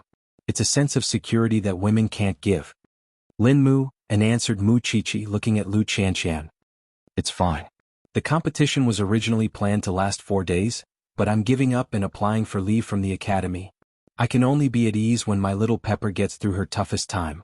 The toughest time Lin Mu and was referring to was when Papa Lu was cremated and buried. Mu Chichi nodded and sighed. Qianqian's life is really rough. It's the same for everyone. You can be happy now because you suffered as a child, which is why life is fair. Look at how my little Pepper is now.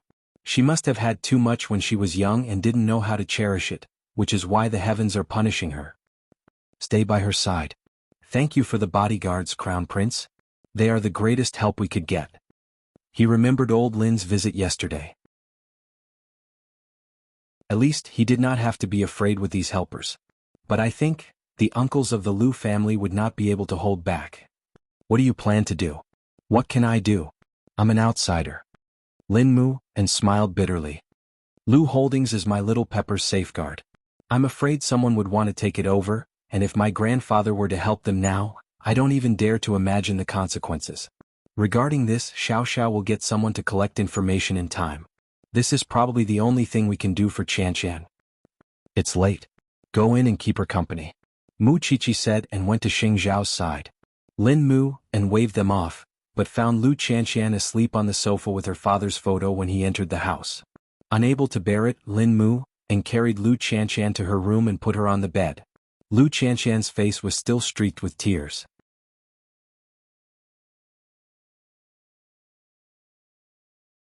Chapter 452. Lu Qianqian held Lin Mu An's hand and slept soundly. But once he let go, Lu Qianqian would panic like a piece of driftwood in the sea. Helpless, Lin Mu, and sat by the bed and accompanied Lu Qianqian for the whole night.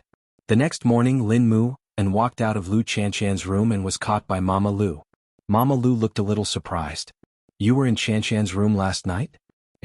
Auntie, you misunderstood. Qianqian cried the moment she fell asleep. That's why I accompanied her. Mama Lu was relieved because she believed in Lin Mu An.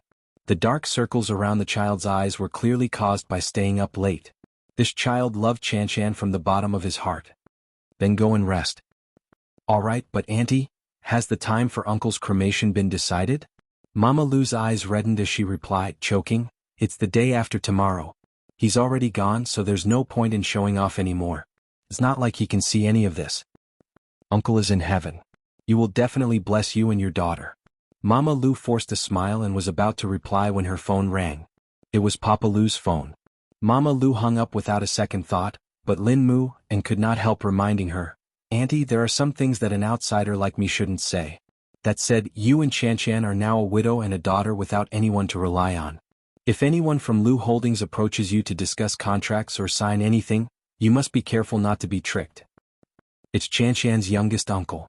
Big brother has just passed away, but he's been thinking about electing an acting chairman. In fact, Mama Lu knew very well in her heart. But what can I do? I don't know how to run a business. Qianqian is still young. Someone has to carry the burden of Lu Enterprises. Believe me, when Qianqian comes out of her grief, she will be able to stand on her own. Mama Lu wanted to compromise and give up the management rights so that Qianqian would not be persecuted by her uncles. If Qianqian insisted on inheriting her father's will, her future would be very bumpy, and she did not want her daughter to carry such a heavy burden. As parents who didn't plan for their children. But how could things be so simple?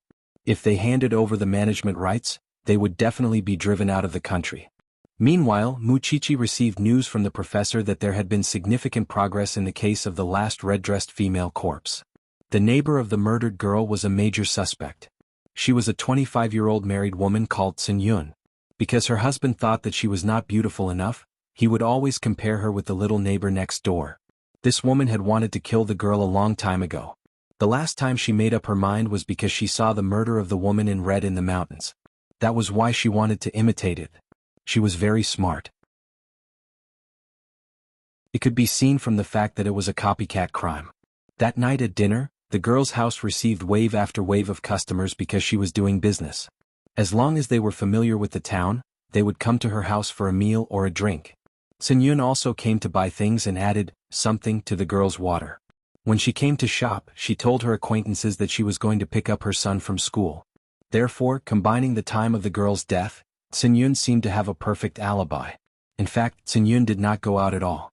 After she saw the girl fall to the ground, she disguised herself and entered the girl's shop. After hiding the girl's corpse, she changed into the girl's clothes and closed the shop, making everyone believe that the girl had closed the door herself. Red clothes were a taboo for everyone in town. That was why she took out the red clothes for the girl to wear. Everyone was in a hurry on a rainy day. She left through the back door carrying the girl's corpse on her back. Both she and the corpse were wearing large raincoats and men's shoes. Those who did not know would have thought that it was a man carrying his wife home. Since it was raining and no one paid attention, the woman went up the mountain alone and dumped the corpse. Concentrated sulfuric acid was a necessity. When the police saw it, it was dripping from the cave entrance, but it was actually a metal bottle embedded in the stone wall. It was hung upside down from the top of the mountain, and the bottle could be inserted into the cave entrance. Concentrated sulfuric acid did not corrode metal that badly because it would passivate it. That was why the acid dripped directly onto the girl's face. Moreover, the cave entrance was littered with rubble. There was not a single complete footprint after the heavy rain washed it away. This level of crime was very serious for Tsin-yun, who had only attended university for a few days. She was calm when the police questioned her. They also asked her son if his mother had brought him home that day. He quickly answered that it was his mother who brought him home every day. Yes, she did. But when did she do it? The smart woman did not even leave any fingerprints. If the police hadn't coincidentally overheard Tsin-yun's husband asking if she had worn his shoes, the police wouldn't have suspected this woman. She did not panic at all when a girl in the prime of her life died in her hands. Even when she was arrested, she simply asked, "So many people died in this town. Why me alone? I did nothing wrong. What right do you have to arrest me?" That was the last case of the woman in red, but it had nothing to do with the previous two. Mu Chichi felt many emotions after hearing about it, which was why she told Xing Xiao, "Although I didn't solve those cases, I could imagine that the girl who died tragically could now rest in peace. When I see this, I sometimes think that what old Xing did is nothing compared to taking the lives of others. No wonder the professor told me that the living are scarier than the dead." At those words, Xing Xiao pulled the little one to him and held her in his arms. "It's precisely because I came into contact with such things that I have to cherish the people around me." "So, you still want to go to that wretched place?" Xing Xiao narrowed his eyes at the little one. Mu Chichi shook her head. When she remembered how Lu Qianqian and third brother were now, she decided not to go anywhere. "I don't have enough experience. That's why I have to focus on my studies. Moreover, Qianqian is so upset and third brother is locked up at home. I want to help them even more," Mu Chichi said, hooking her arms around Xing Xiao's neck. "The Lin family has already contacted youngest uncle of the Lu family." "What do you mean?" Mu Chichi asked, pushing herself up.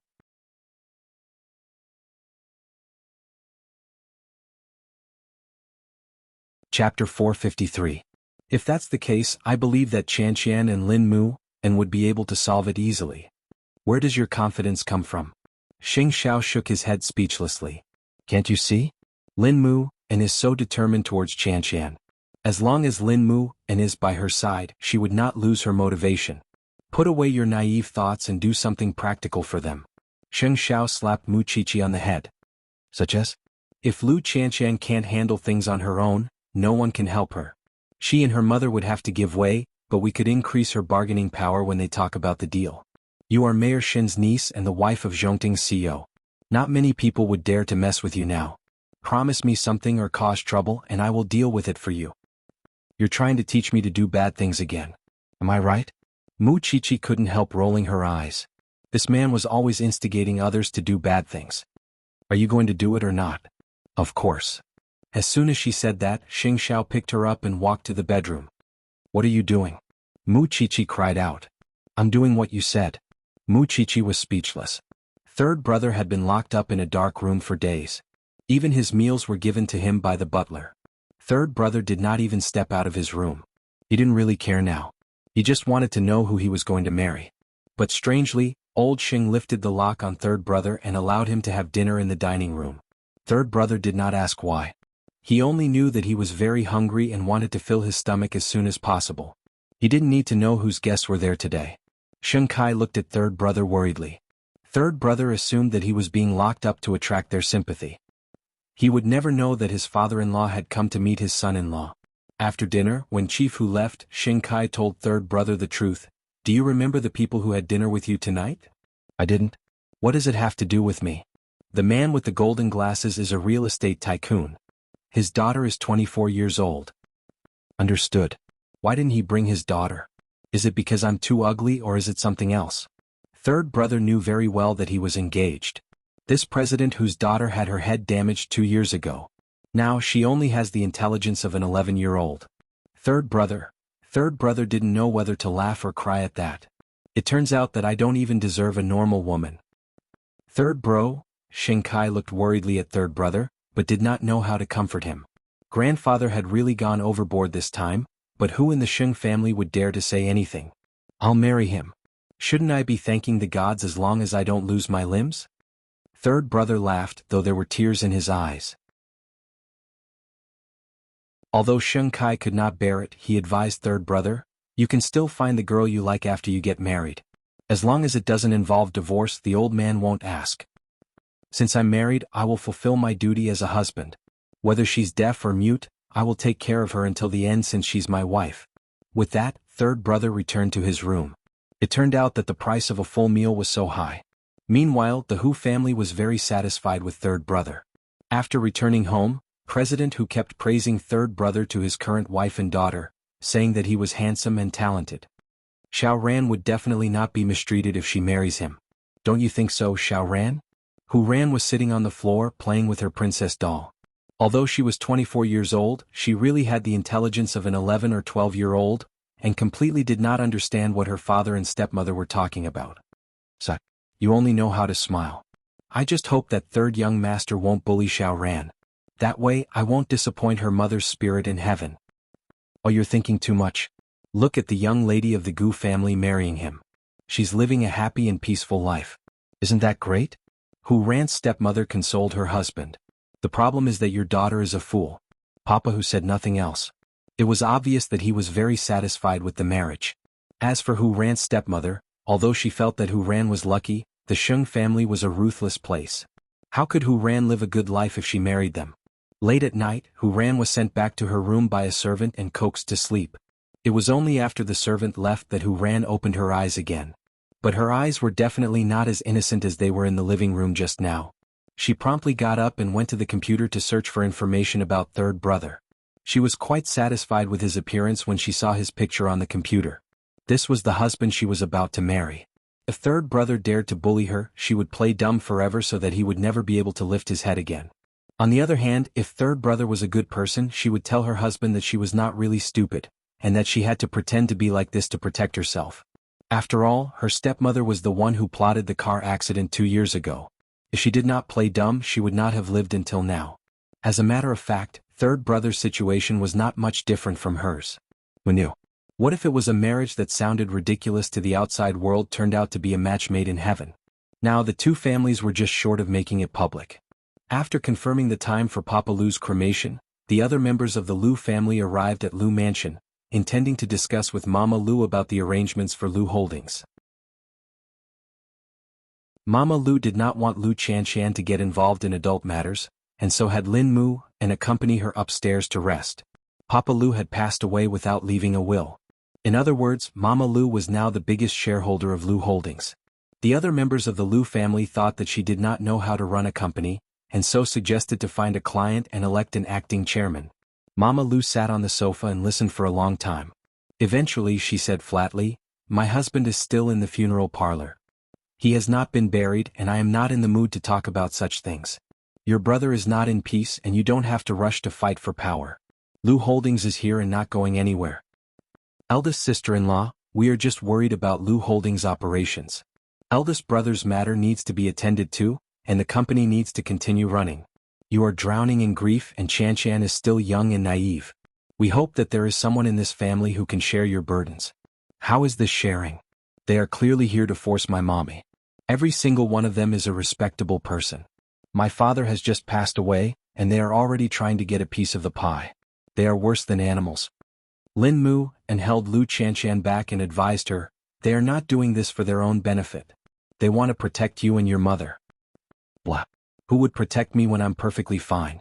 You're tuning in to the Han Lee's Wuxia Adventures YouTube channel. We're so grateful for your support, and don't forget to subscribe to join us on this incredible journey through captivating stories. Your generosity through donations truly makes a world of difference, as it's the primary source of revenue that allows me to expand and enhance this channel for you. Thank you from the bottom of my heart for being a part of this adventure.